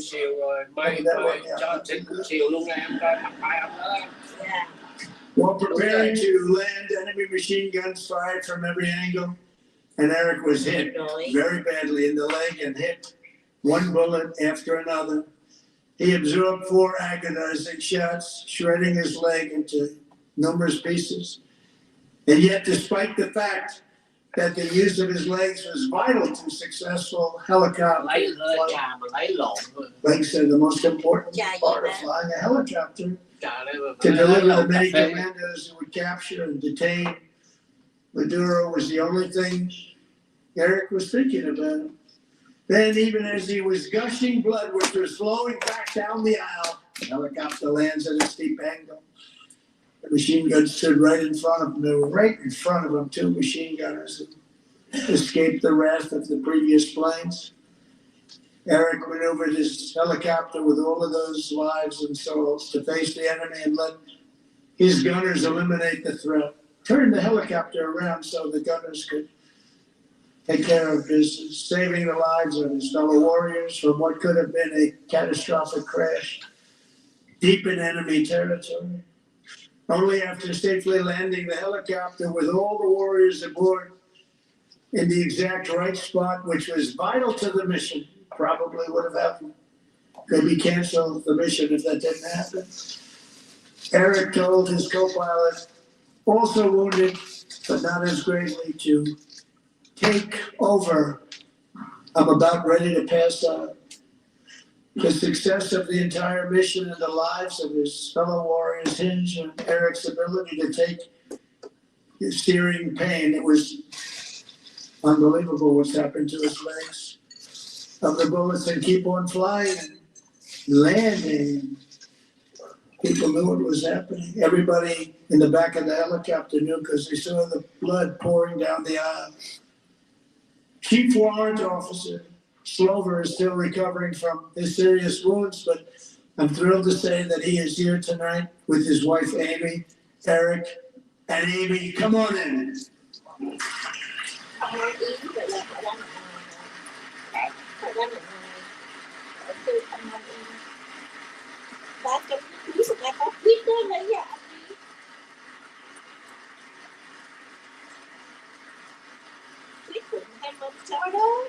Mấy cái người này đi bắt Maduro đó em. Amy với ông đó đó. Ông đó là đi bắt Maduro đó, Maduro đó. Trẻ quá ha. Được truy phong, được tặng một cái medal đó em.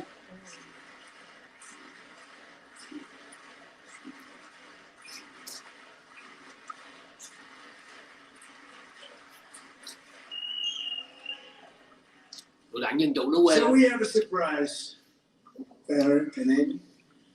In recognition of Eric's actions above and beyond the call of duty, I would now like to ask General Jonathan Braga to present Chief Warrant Officer Slover with our nation's highest military award, the Congressional Medal of Honor.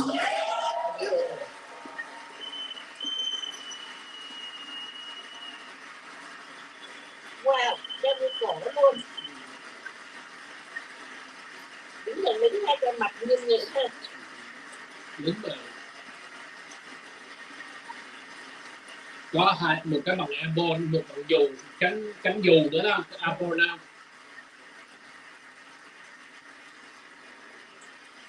Được trung tướng trao tặng huân chương, ghê không?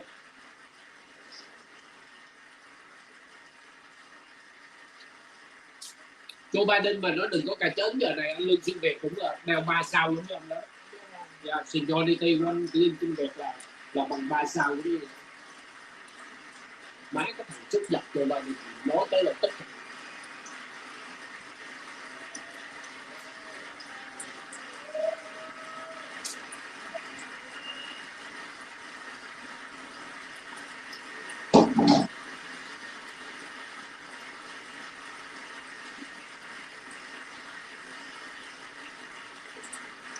Well, thank you very much, Eric and Amy. Great to get to know you. We met with them and with a lot of their fellow warriors at Fort Bragg recently. You notice the name Fort Bragg, we have it back, we brought it back. We won the First World War with it, the Second World War with it, and then they decided to change the name. They changed it back. Everybody wanted to change back too. And 10 of Eric's fellow warriors from that incredible night of victory will also be receiving medals at a private ceremony that will soon be held at the White House.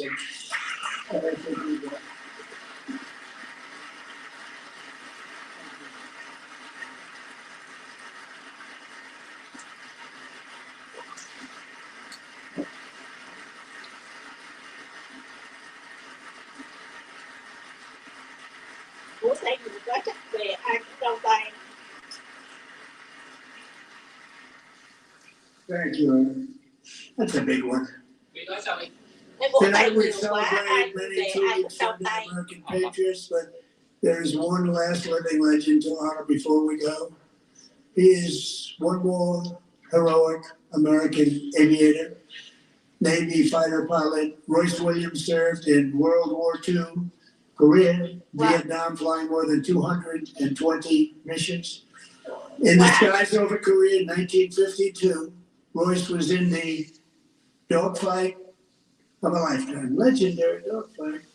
Flying through blizzard conditions, his squadron was ambushed by 7 Soviet fighter planes. It was his first aerial combat of the war, despite being massively outnumbered and outgunned. Royce led the takedown of 4 enemy jets and almost destroyed the others, vanquishing his adversaries while taking 263 bullets to his own plane and being seriously hurt. His story was secret for over 50 years. He didn't even want to tell his wife, but the legend grew and grew. But tonight, at 100 years old, this brave Navy captain is finally getting the recognition he deserves. He was a legend long before this evening. Royce, please stand up, and I will ask the First Lady of the United States to present Captain Royce Williams with his Congressional Medal of Honor.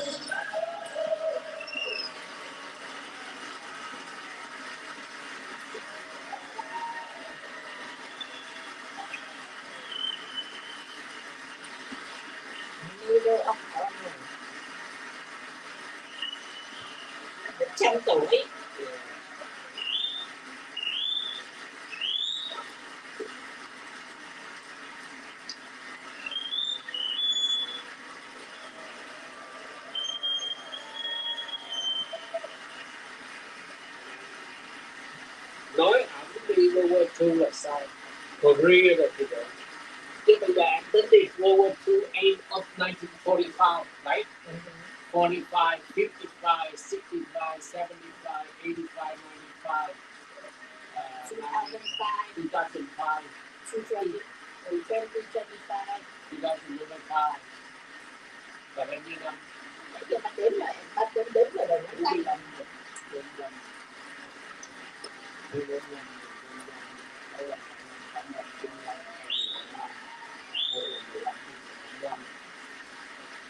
Dạ, 20 tuổi thì cho 18 tuổi là đi vô lính. 2 tuổi tức là ổng gây cái năm 45 là ổng vô lính. Dạ, 100 tuổi. Không nhớ, ổng từ vô tư mà.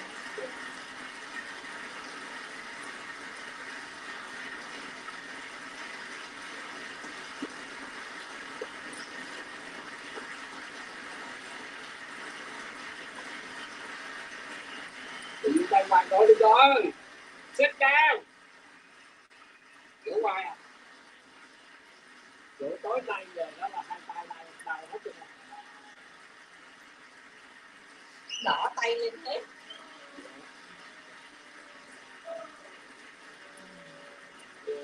Quá tự hào luôn, từ 2000. Thank you, Eric. Dạ, phải đỡ ống ngồi. I've always wanted the Congressional Medal of Honor, but I was informed I'm not allowed to give it to myself, and I wouldn't know why I'd be taking it, but if they ever open up that law, I will be there with you someday. But you know, that's our highest Congressional Medal of Honor, and that's a big thing, and it's an honor to be in the same room with you. Thank you both very much, Eric. Thank you.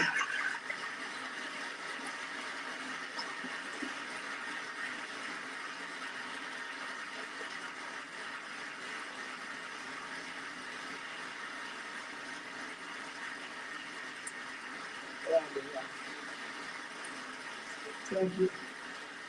Anh nghĩ là ổng nặng tay nhiều lắm, nên với bà nó vẫn phải đi sát tay ổng nói. But in another sense, it's really a mere moment in the eye of history. Two of the gentlemen we met in the gallery this evening took their first breaths 1 century ago. 100 years before that, on July 4th, 1826, the author of the Declaration of Independence, brilliant, Thomas Jefferson, drew his last breath. Just a single long human lifespan separates the giants who declared and won our independence from the heroes who stand among us tonight. Everything our nation has done, everything we have achieved, has been the work of those few great lifetimes.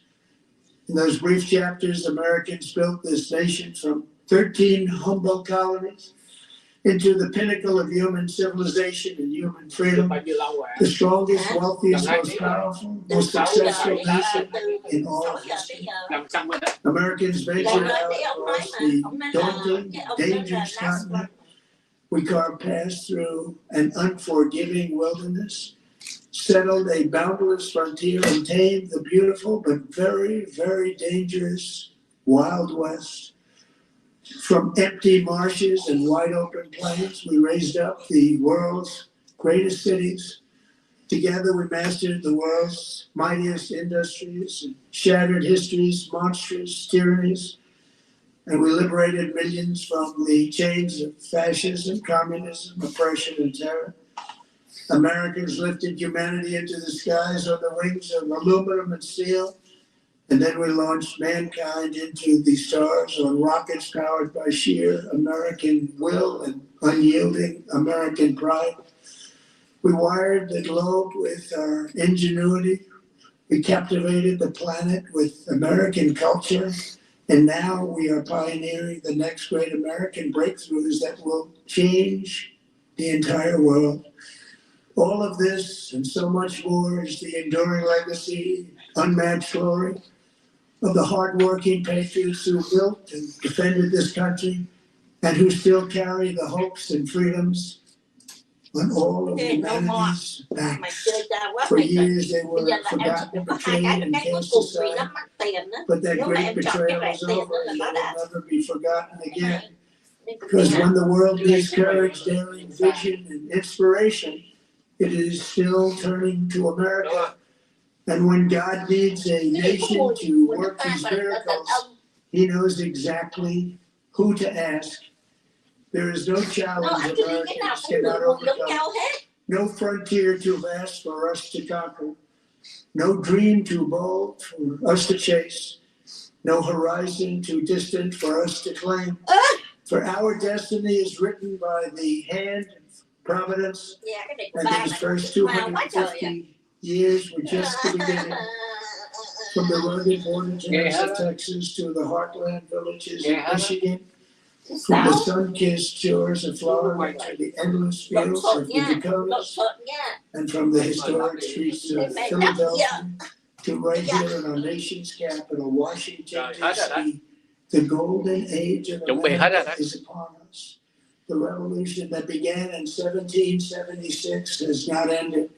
It still continues because the flame of liberty and independence. Tội cho Jenny Van với là vợ Johnson, thầy mới đầu vô thầy còn cười rồi mặt còn tươi, bây giờ hai ông ngồi sau ông không nói gì hết, không gì hết mà hai ông mặt bơ phờ luôn. Thank you, God bless you, and God bless. Xong rồi đó, cho nên là đứng lên cái người Còn dân chủ đi về kìa. Còn phút. Mà dân chủ đi về hết rồi kìa. All right, President Trump, the speech began at 9:11 Eastern Time. It is the longest State of the Union address that we have heard. He talked a lot about winning for the country at the beginning, and the men's hockey team, Olympic hockey team, serves that purpose beautifully as they all walked in, and cheering, showing off their gold medals. That was a huge moment. Hallerbach got the Presidential Medal of Freedom. Then he began to sort of go through some of his agenda items, including a waitress. He got tax on tips and was able to make some financial advantage in that situation. He just started to pull together ideas where he feels he has done better than Democrats on the U.S. economy. He said they didn't vote for the tax cuts that are making these difference on tips and other parts. For the justices, we all watched that moment with the big tariff decision that just came down. He did not really scold them from the podium here. He shook hands with them on the way in and basically said tariffs are going to stand. We're going to figure out a way to make it work with the other section of law. And he said the country basically want to leave it all in place anyway. He went on to health care. And in every instance of all of this, he said, basically that he had fixed the problem and that he was amazed that they weren't standing up for the solution to apply. He talked about most favored nation. He talked about bringing down health care. He talked about insider trading and fraud in Minnesota. So a lot of areas where he pointed to the people in the audience and said, how do you not stand up for that? Obviously, lots of applause on the Republican side. Yeah, and you look at this speech and you think State of the Union addresses, you don't remember them. You don't actually think about any State of the Union address. I think you might think about this one. I think he starts this speech saying we're stronger than we ever have been before. This was a weave of a different kind. The president weaving in these stories of Americans to get to the policy issues the president wanted to highlight. By far the most sustained applause outside the U.S. hockey team entrance was when he said the first duty of the United States government is to protect American citizens, not illegal aliens. And speaking out about sanctuary cities. After other moments when the Democrat half of the chamber didn't stand, the the president pointed to the Democrats and said, "These people are crazy." And later he said, "How do you not stand?" Most of the speech dealt with the economy, but he spent time talking about Iran and exercising peace through strength as negotiations continue about Iran's nuclear program. But amazing moments, especially at the end. The helicopter pilot who saved Special Ops forces in Venezuela after being shot, Chief Warrant Officer Eric Slover, Congressional Medal of Honor. The massive applause for the 100-year-old Captain Lewis Williams, the Navy pilot in Korea, receiving the Congressional Medal of Freedom. Let's listen in as he says hi to some of these lawmakers leaving. Chắc mình phải làm sao phải nghiên cứu cái ông Kim làm cái cà vạt đó. Mai mốt chắc cái phái đoàn mình vô gặp tổng thống mình mang cà vạt đó.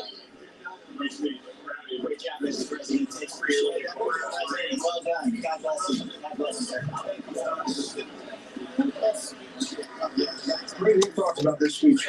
Presidential speechwriters often say that no matter how hard they try, every State of the Union address eventually devolves into a laundry list. Well, this one did, but a very different kind of laundry. Ok anh Jam, bây giờ tới phiên anh em mình. Ok, rồi. Đó là tóm tắt cái bài nói chuyện của Tổng thống Trump cho nó xong rồi là mình làm tới phiên của mình để mà hồi nãy mình có nói là mình sẽ tóm tắt lại cái buổi nói chuyện của Tổng thống Trump có những cái chủ đề như thế nào.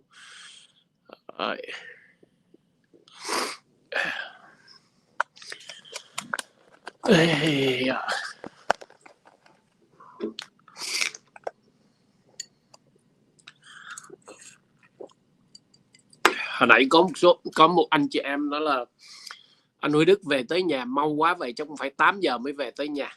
Dạ, thực sự mình chưa có về tới nhà. Máy bay của mình landing ở phi trường Seattle. Lúc đó là bây giờ mấy 4 giờ rồi ra lấy hành lý rồi về lấy xe. Thì mình tính nếu mà mình lái xe về tới nhà đó thì không kịp cái buổi nói chuyện của Tổng thống. Về tới nhà phải 8:30 là mình bị miss. Mình sẽ bị miss cái buổi nói chuyện này. Mình rất là muốn nghe cái buổi nói chuyện này. Thưa quý vị, thưa quý anh chị em, đây là cái buổi nói chuyện thứ 2 của Tổng thống Trump trong nhiệm kỳ 2, lần thứ 2. Vì vậy cho nên đó là mình mới mướn một cái hotel. Mình mướn mướn một cái hotel. Nói với bà xã em ơi, bây giờ mệt quá rồi, thôi đi kiếm chỗ. Hai vợ chồng mới đi ra Subway mua một cái miếng bánh mì Subway. Hai vợ chồng mỗi đứa mỗi cái. Rồi về khách sạn ăn. Thì chỉ 30 phút thôi là cái buổi nói chuyện. Mình muốn nghe trực tiếp. Thưa quý vị, thưa anh chị em, mình muốn nghe trực tiếp cho nó hấp dẫn. Dạ. Tại sao mình không thông dịch? Cái lý do là mình muốn anh chị em nghe. Giống như mình vậy, mình thông dịch thì mình dạy lại mình không có concentrate được, mình không có chú ý được. Vì vậy cho nên đó là anh Quý Đức ơi, em không có biết tiếng Anh, em không hiểu tiếng Anh, cứ nghe riết đi rồi tự động nó hiểu. Con vịt nhốt chung vô con gà nhốt chung vô con vịt, riết rồi nó cũng nhảy xuống nước, nó cũng biết bơi à. Mà con vịt nhốt chung với con gà riết rồi nó cũng chip. Thành ra đó là chúng ta có cứ quen cái vấn đề là phải thông dịch sẵn, phải như thế này thế kia. Anh chị em thấy vừa rồi nhục nhã của Tô Lâm hả? Một thằng tổng bí thư rồi ta nói nó tranh luận với giáo sư của đại học Harvard. Tôi tranh luận với ổng, tôi nói với ổng như thế này, tôi nói với ổng như thế kia. Mẹ sao lờ, ok? Ta nói hãy cái gì mà nói dốc, cái gì nói láo đó, trước sau gì nó cũng lòi ra thôi. Đừng có nói láo, đừng có nói dốc. Không dốt tiếng Anh thì nói mẹ dốt tiếng Anh đi rồi người ta chỉ. Mình học thêm. Bây giờ đó đâu cần phải có giáo viên đâu. AI nó dạy. Thiếu cha gì là AI dạy tiếng Anh. Tại sao những em đi bán vé số nó nói tiếng Anh vanh vách mà mình là không nói được. Mà cứ đòi hãy có cái gì phải bắt người ta thông dịch. Có gì phải bắt người ta thông dịch. No it's not. Tôi đã nói quan điểm lập trường của tôi rất là nhiều lần, thưa quý vị, thưa quý anh chị em. Làm riết gì giống như vậy đó. Họ cứ nghĩ là họ là nhân vật quan trọng. Mình mở diễn đàn mình phải có trách nhiệm bổn phận phải thông dịch lại cho họ. No. Quý vị đâu trả tiền cho tôi đâu mà tôi phải đi làm thuê làm mướn cho quý vị. Hiểu không? Hiểu cái điều đó không? Và cái đó là nói mà để cho nó đỡ tức thôi, chứ thực sự đó tôi muốn quý vị nghe. Đoán, mình nghe 50%, mình hiểu 20%, mình đoán 30%. Từ từ là mình giỏi tiếng Anh thôi. Và mình nghe tại sao coi phim Mỹ thì mình thấy hình ảnh, mình coi phim Mỹ có hiểu tiếng Anh đâu, có rành tiếng Anh đâu, mà mình vẫn hiểu được cái bộ phim đó nó nói gì. Tức là mình đoán, thưa quý vị, thưa quý anh chị em. Đó. Vì vậy cho nên hồi nãy ban đầu tôi có giận, tôi có nói một câu nó hơi nặng một chút, cho tôi xin lỗi. Nhưng mà từ nay trở về sau đó, hãy bất cứ một cái gì tôi sẽ không bao giờ dịch trực tiếp. Tại vì dịch trực tiếp giống như vậy đó, quý vị nghe cho nó đã lỗ tai này xong rồi nó qua lỗ tai kia rồi xong hết, không nhớ thôi. Nhưng mà quý vị tự tìm hiểu, tự đi tìm hiểu xong xuôi đâu đó là mình sẽ nhớ hoài hoài thôi, thưa quý vị, thưa anh chị em. Điều đó là mình thấy một cái điều là nó tốt cho quý vị hơn là dọn sẵn lên mâm để cho quý vị ăn và quý vị không nhớ gì hết. Những cái ý lớn tôi nói là để cho tôi theo dõi, tôi nghe, và tôi sẽ cố gắng làm sao tóm tắt lại những cái ý lớn trong bài phát biểu của Tổng thống Trump năm 2016 đó. Anh chị em để ý những cái trọng tâm ông nói về gì? Về cái vấn đề kinh tế. Tổng thống Trump nhấn mạnh về vấn đề lạm phát, về vấn đề lãi suất thế chấp và giá xăng đang giảm. Ok. Còn $1.80 mấy cent, 85 cent, thưa quý vị, thưa quý anh chị em. Trong khi thị trường chứng khoán, sản lượng dầu, đầu tư những nước ngoài, những việc làm được xây dựng, sản xuất tăng vọt một cách không thể ngờ tới được. Tuy vậy, nhiều nhà phân tích cho rằng, thưa quý vị, thưa quý anh chị em, những cái nhà phân tích của đảng Dân Chủ hoặc là những giáo sư của Đại học Harvard cho biết rằng đó là ông né tránh thực tế và chi phí sinh hoạt vẫn còn đè nặng lên nhiều người dân. Đó là những cái nhà phân tích của Đại học Harvard hoặc là những đảng Dân Chủ. Nhưng chúng ta là người dân ở bên Mỹ, chúng ta biết rất là rõ và thấy rất là rõ. Cũng giống như, đừng nói đâu xa, giống như ở tại Bellingham, thành phố tôi ở, khi thời Tổng thống Joe Biden tôi phải đổ 5 đồng mấy, gần 6 đồng. Lúc mà cao nhất là 6 đồng 20 cent. Nhưng mà bây giờ chúng tôi đổ còn có 3 đồng 40 cent, 3 đồng 49 cent, có khi xuống còn 3 đồng 19 cent. Thì thấy nó giảm gần được một nửa, thưa quý vị, thưa quý anh chị em. Điều đó là chúng ta thấy rất là rõ rồi. Họ không chấp nhận những cái Tổng thống làm được, cũng giống như trong cái buổi nói chuyện hôm nay đó. Thưa quý vị, thưa quý anh chị em, thấy có thậm chí nói về những cái người mà gọi là gì, những cái người mà nạn nhân đó, họ cũng không thèm đứng lên luôn. Và cái con Muslim, cái con đảng Dân Chủ Muslim và cái con vào bên rất là mất dạy, rất là lưu manh, rất là mất dạy. Những cái kẻ đó tại sao để nó ngồi trong hội trường, thưa quý vị, thưa quý anh chị em. Thực sự đó mà mình coi mà mình nổi nóng cái lối mất dạy của tụi Muslim, của tụi đảng Dân Chủ vậy.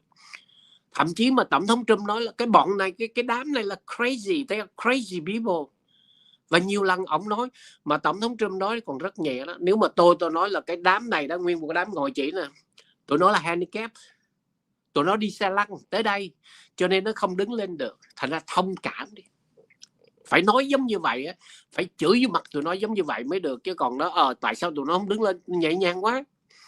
Bởi vì tụi nó muốn phá hầu như những cái buổi nói chuyện năm ngoái cũng giống như năm nay. Thưa quý vị, thưa anh em, tụi đảng Dân Chủ là nó muốn phá hôi, nó không chấp nhận những cái gì mà Tổng thống Trump làm được giống như vậy.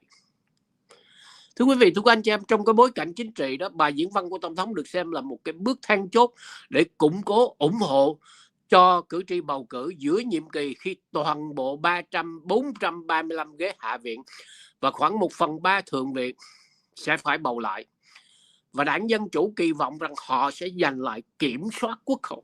Đó là những cái gì mà đảng Dân Chủ họ muốn. Nhưng chúng ta đặt cái câu hỏi là đảng Dân Chủ đã làm gì được cho người dân Mỹ? Cái đề tài này tôi đã nói rất là nhiều lần. Show me. Hãy cho tôi thấy, hãy chứng minh cho thấy. Nếu mà anh nói đảng Dân Chủ anh giỏi, anh cứ đưa ra đã làm cái gì, đảng Dân Chủ làm được cái gì, thử nói nghe thử coi.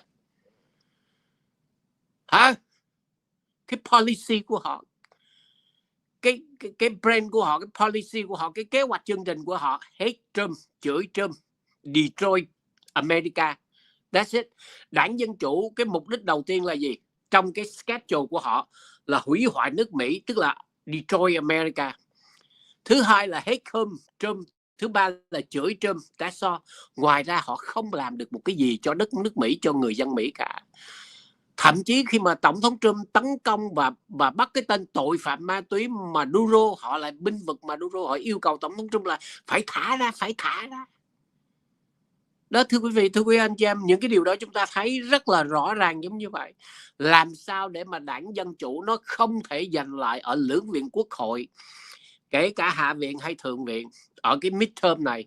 Không thì khi mà nó lấy lại được rồi, nó cứ luận tội Tổng thống Trump, luận tội Tổng thống Trump, luận tội Tổng thống Trump. Đó chỉ là những cái gì Dân Chủ, đảng Dân Chủ họ làm, cản cái bước đường tiến của nước Mỹ và người dân Mỹ. Luận tội một cái người yêu nước giống như Tổng thống Trump, họ làm được cái gì không? Không, tôi chưa thấy đảng Dân Chủ làm được một cái gì cho nước Mỹ cả. All the fucking talking and bullshit, very bullshit. Và thấy rằng những cái người mà nạn nhân đó của tụi khủng bố đó, của tụi mà đó là di dân bất hợp pháp đó, được Tổng thống Trump mời tới nêu danh những cái cô con gái mà bị một cái tên mà illegal immigrant, một cái người di dân bất hợp pháp mà lái xe truck 18 bánh tông đứa bé giống như vậy, mà bây giờ nó giống như một cái đứa mà bị não bộ phát triển chậm giống như vậy. Mà khi Tổng thống Trump nhắc tới cái đứa bé này mà họ không đứng dậy, thưa quý vị, thưa anh chị em, họ còn có lòng người không? Họ còn có cái tình người hay không? Thành ra tôi không thấy đảng Dân Chủ, thưa quý vị, thưa quý anh chị em, họ có cái tình người. Tôi không thấy đảng Dân Chủ họ thật sự yêu nước Mỹ hay yêu người dân Mỹ cả. Chỉ là một cái bọn khủng bố, nói không hơn không kém. Họ muốn đi trôi nước Mỹ, họ muốn phá nước Mỹ vậy thôi. Chứ còn đừng có nói tôi là đảng Dân Chủ có tình người, có lòng người. Bullshit. Ok, rất là bullshit. Trong cái thông điệp của liên bang là tình hình liên bang đó, thưa quý vị, thưa quý anh chị em, tất cả những cái phát ngôn của Tổng thống Trump, khẩu hiệu, và chúng ta thấy rằng ông tiếp tục khẳng định về tình trạng liên bang rất là vững mạnh. Ok, move on, chứ không có mà đi thụt lùi. Yeah. Rồi ông nhắc tới những cái mà cắt giảm những cái lãng phí về gian lận và lạm dụng ở tiểu bang Minnesota. Và lúc đó camera chiếu tới cái con Oma, cái con dân biểu Muslim, con dân biểu mà làm giả giấy tờ là kết hôn với là anh ruột của mình để mà đem qua Mỹ này. Và những sự gian lận về tiền bạc mà trời ơi, một cái con số là tiền tỷ giống như vậy, mà mỗi chỉ có một thành phố Indianapolis gì thôi, còn 50 tiểu bang nữa thì sao, thưa quý vị, thưa quý anh chị em? Một thành phố trong một tiểu bang thôi mà nó đến khủng khiếp đến như vậy, 19 tỷ Mỹ Kim. Thì anh chị em nghĩ cái bọn Muslim mà nó ở 50 tiểu bang, ở New York, ở Cali, ở vân vân, thì cái số tiền người dân Mỹ đi làm phải đóng thuế để mà nuôi cái bọn mà là cướp biển này thì nó sẽ lên tới cỡ nào? Why? Tại sao tụi đảng Dân Chủ không nhìn thấy điều đó anh chị em? Bởi vì tụi nó là đồng bọn, bởi tụi nó là đồng phạm, đồng bọn với nhau, cho nên nó đâu có thương tiếc gì nước Mỹ đâu. 19 tỷ hay 190 tỷ hay 1.900 tỷ gì đó, cái nước Mỹ này có mất bao nhiêu tiền tụi nó cũng không khe. Bởi vì mục đích cuối cùng của tụi đảng Dân Chủ là gì? Là biến nước Mỹ này thành một bãi chiến trường, biến nước Mỹ này để mà cho tụi socialist, tụi communist take over. That's all they want. Đó là điều cái tụi nó muốn là như vậy. Thành ra anh chị em thấy khi Tổng thống nói Trump mà nói chuyện á, tụi nó có cái hành xử giống như là một cái bọn mà du côn, một cái bọn côn đồ, chứ không phải là những cái vị dân biểu. Chúng ta thấy rất rõ ràng, ngồi hát cái mỏ chó tụi nó ra, lũ súc vật Muslim mà là khủng bố Somalia của tụi nó, rồi từ ngồi ở dưới chửi động lên như vậy. Mẹ người ta cũng là Muslim, nhưng mà tại sao người ta đàng hoàng, người ta là lịch sự. Còn cái tụi này cũng là Muslim, nhưng mà Muslim là khủng bố, Muslim là giống như là quá khích, Muslim là cướp biển. Thành ra nó khác hoàn toàn. Có nghĩa là mình nói như vậy không có nghĩa là Muslim ai cũng giống như ai. Tụi Muslim khủng bố nó khác nhanh chứ. Ok, tụi Muslim quá khích nó khác. Tụi mà Muslim mà giết được một người Mỹ đó là được lên thiên đàng, và 10 cô gái còn trinh, không biết ở trên thiên đàng gái còn trinh đâu, nhiều quá không biết nữa. Hả? Là được lên thiên đàng là cho được 10 cô gái con trinh, lấy được 10 con vợ con trinh ở trên đó. I don't know. Và những cái đó là cái mà để cho chúng ta thấy rằng những cái con Muslim dân biểu mà nó ngồi nguyên một cụm với nhau. Đó là những cái con Muslim dân biểu quá khích và xuất thân từ ở một cái quốc gia mà cướp biển đến cái mức độ mà phải nói cả thế giới lên tiếng luôn. Chúng ta nhìn kỹ cái điều đó. Tôi cố gắng tôi tìm coi thử có nhìn thấy rằng cái anh dân biểu Derek Trần Việt Nam Mít của mình hay không, mà tôi không để ý, tôi không thấy anh chị em. Tôi không thấy là cái anh dân biểu Derek Trần của mình đó là ngồi ở trong chỗ đó, không biết anh chị em có thấy thì tôi cũng không hiểu được. Thưa quý vị, thưa quý anh chị em, vì vậy cho nên Tổng thống Trump đưa những cái con số ra để chúng ta thấy rất là rõ ràng. Thứ nhất là biên giới đã hoàn toàn siết chặt. Trong vòng mấy tháng, gần 6 tháng nay, những cái kẻ mà illegal immigrant tới nước Mỹ, con số là zero. Hơn 1 triệu người voluntary, tức là hơn 1 triệu người tình nguyện để trở về cố hương, trở về nguyên quán của họ. Khi họ sống ở Mỹ này, họ sống ở Mỹ dưới chế độ của Tổng thống Trump, không có welfare, không có food stamp, không có iPhone, không có benefit, không có nhà, không có cho hotel ở, không có gì hết. Thì họ nói rằng thà là họ về quê của họ, họ về đất nước của họ, chứ họ ở Mỹ này mà đi làm homeless thì họ không chịu. Họ muốn tới đất Mỹ này là bởi vì đất Mỹ này là có benefit cho họ, có tiền free cho họ, có nhà free cho họ, có phone free cho họ, họ mới ở. Chứ còn nếu mà tới đây đó mà đi làm, tới đây mà giống vậy thì thôi họ về. Vì vậy cho nên hơn 1 triệu người di dân đất bất hợp pháp họ đã tình nguyện trở về nguyên quán của họ. Thưa quý vị, thưa quý anh chị em, họ trở về nguyên quán của họ. Trong những cái vấn đề mà xảy ra giống như vậy, chúng ta thấy rằng ở trong bài phát biểu của Tổng thống Trump, thứ nhất là ông nói về cắt giảm những cái lãng phí, chi tiêu lãng phí hàng ngàn tỷ đô la, những cái sự gian lận. Ông ta dùng cái chữ là super force, một cái gian lận mà nó không phải là nhỏ, mà nó bigger, hàng tỷ, a billion dollar. Ok, vì vậy cho nó không phải là đơn thuần là một vài trăm triệu. Một thành phố thôi mà 19 tỷ đô la thì anh chị em, trời ơi, ta nói nếu mà bây giờ như vậy mà moi ra hết toàn bộ nước Mỹ 50 tiểu bang, chắc cả ngàn tỷ luôn quá. Một thành phố thôi, Minnesota Police thôi, mà 19 tỷ đô la. Vậy thì cả tiểu bang đó và cả 50 tiểu bang thì nó sẽ là bao nhiêu, thưa quý vị, thưa quý anh chị?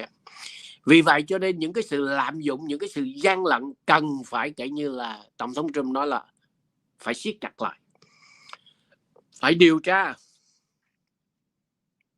và thu hồi lại số tiền đó, siết chặt lại toàn bộ biên giới và ưu tiên về vấn đề an ninh nội địa. Tổng thống Trump nói cái đó rất là mạnh, nhắm về cái vấn đề an ninh nội địa đó, thưa quý vị, thưa quý anh chị em. Ok, nếu mà nói rằng đó là trong những cái bài phát biểu của Tổng thống Trump, đây là cái bài phát biểu phải có độ dài là kỷ lục. Những cái bài phát biểu trước, ví dụ như là trong những cái nhiệm kỳ trước đó, thưa quý vị, thưa quý anh chị em, cái bài phát biểu vừa rồi năm ngoái là 1 tiếng 45 phút, và cái bài phát biểu này là 2 tiếng 05 phút. 2 tiếng 05 phút. Vì vậy cho nên đó là theo nhận xét, đây là một bài phát biểu có độ dài kỷ lục. Một cái bài phát biểu năm nay nó kéo dài giống như vậy, từ bắt đầu cho tới kết thúc là 2 tiếng 05 phút. Nhưng mà tính từ khi Tổng thống Trump lên bục gõ micro cho tới khi nói lời cảm ơn là tổng cộng 90 phút.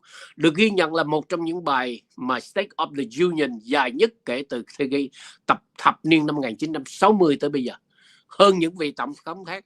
Mà anh chị em thấy là khi Tổng thống Trump nói chuyện không uống một ly nước, không nhấm một ngụm nước. Cái đó là cái mà mình thấy đại phục luôn anh chị em.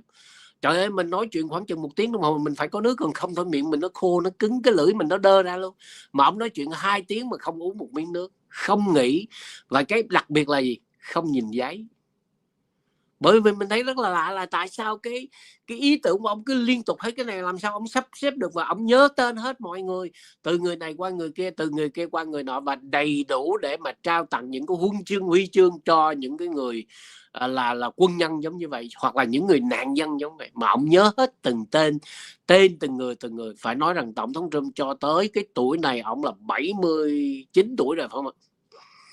Trí nhớ ông hơn mình nhiều, thời gian nói chuyện ông hơn mình xa, không cần uống nước và không cần. Mình đôi khi cũng tự hào, tức là mình nói không cần giấy tờ, mình có thể nói tiếng 2 tiếng, nhưng mà uống nước là phải có. Uống nước là phải uống nước, chứ còn mà từ 30 phút trở lên mà không uống nước là thôi, cái lưỡi mình nó cứng đơ luôn. Bởi vì thấy sức khỏe của Tổng thống Trump phải nói rất là tuyệt vời, cái mức độ giống như vậy đó, thưa quý vị, thưa quý anh chị. Unbelievable, right? Anh chị em có đồng ý với Đức không? Để mình trả lời cái text chat này ha.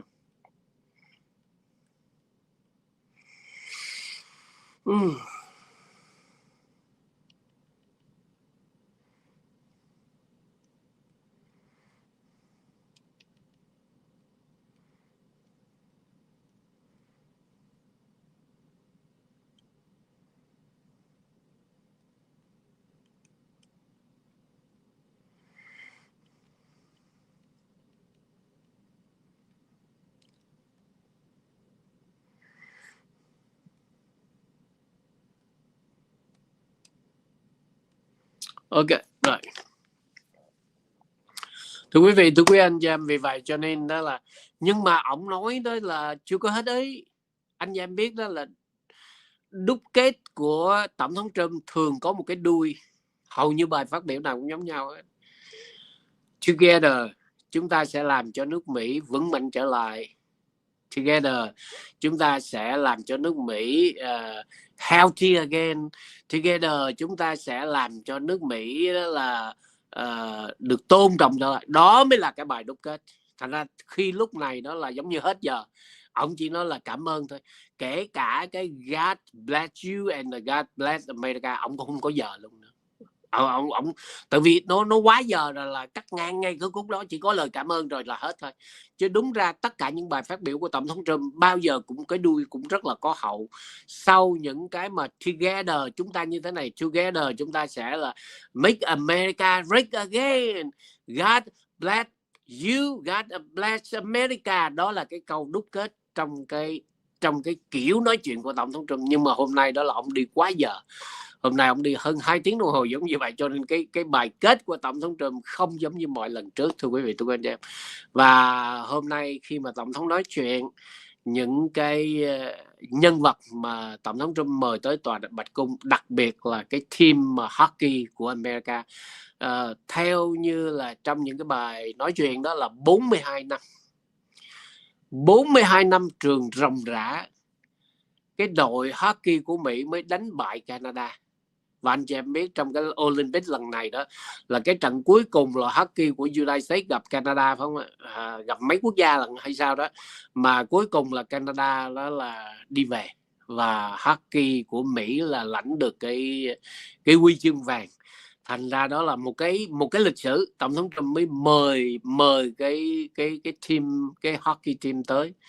Nếu mà như đêm nay đó, tôi nói thật với anh chị em, nếu mà đêm nay có thời gian đó mà Tổng thống mời được cái cô mà trượt băng trên tuyết đó, trượt pate trên băng gì đó, cái cô Liu gì đó, Emily Liu gì đó, cái cô mà gốc người China. Và anh chị em biết là China đó, nó đã mời cô này rất là nhiều lần là chơi cho đội cho China, mà cô này từ chối. Cô này chơi cho đội Mỹ và cuối cùng cô được cái huy chương vàng. Và tụi China nó rất là cay cú. Nếu như mà đêm nay đó mà có thời gian mà Tổng thống Trump đó mời cô này tới và kể như là níu danh cô này lên, rồi đó là sẵn đó là khịa tụi China luôn, rồi tụi China có nước học máu thôi, hiểu không?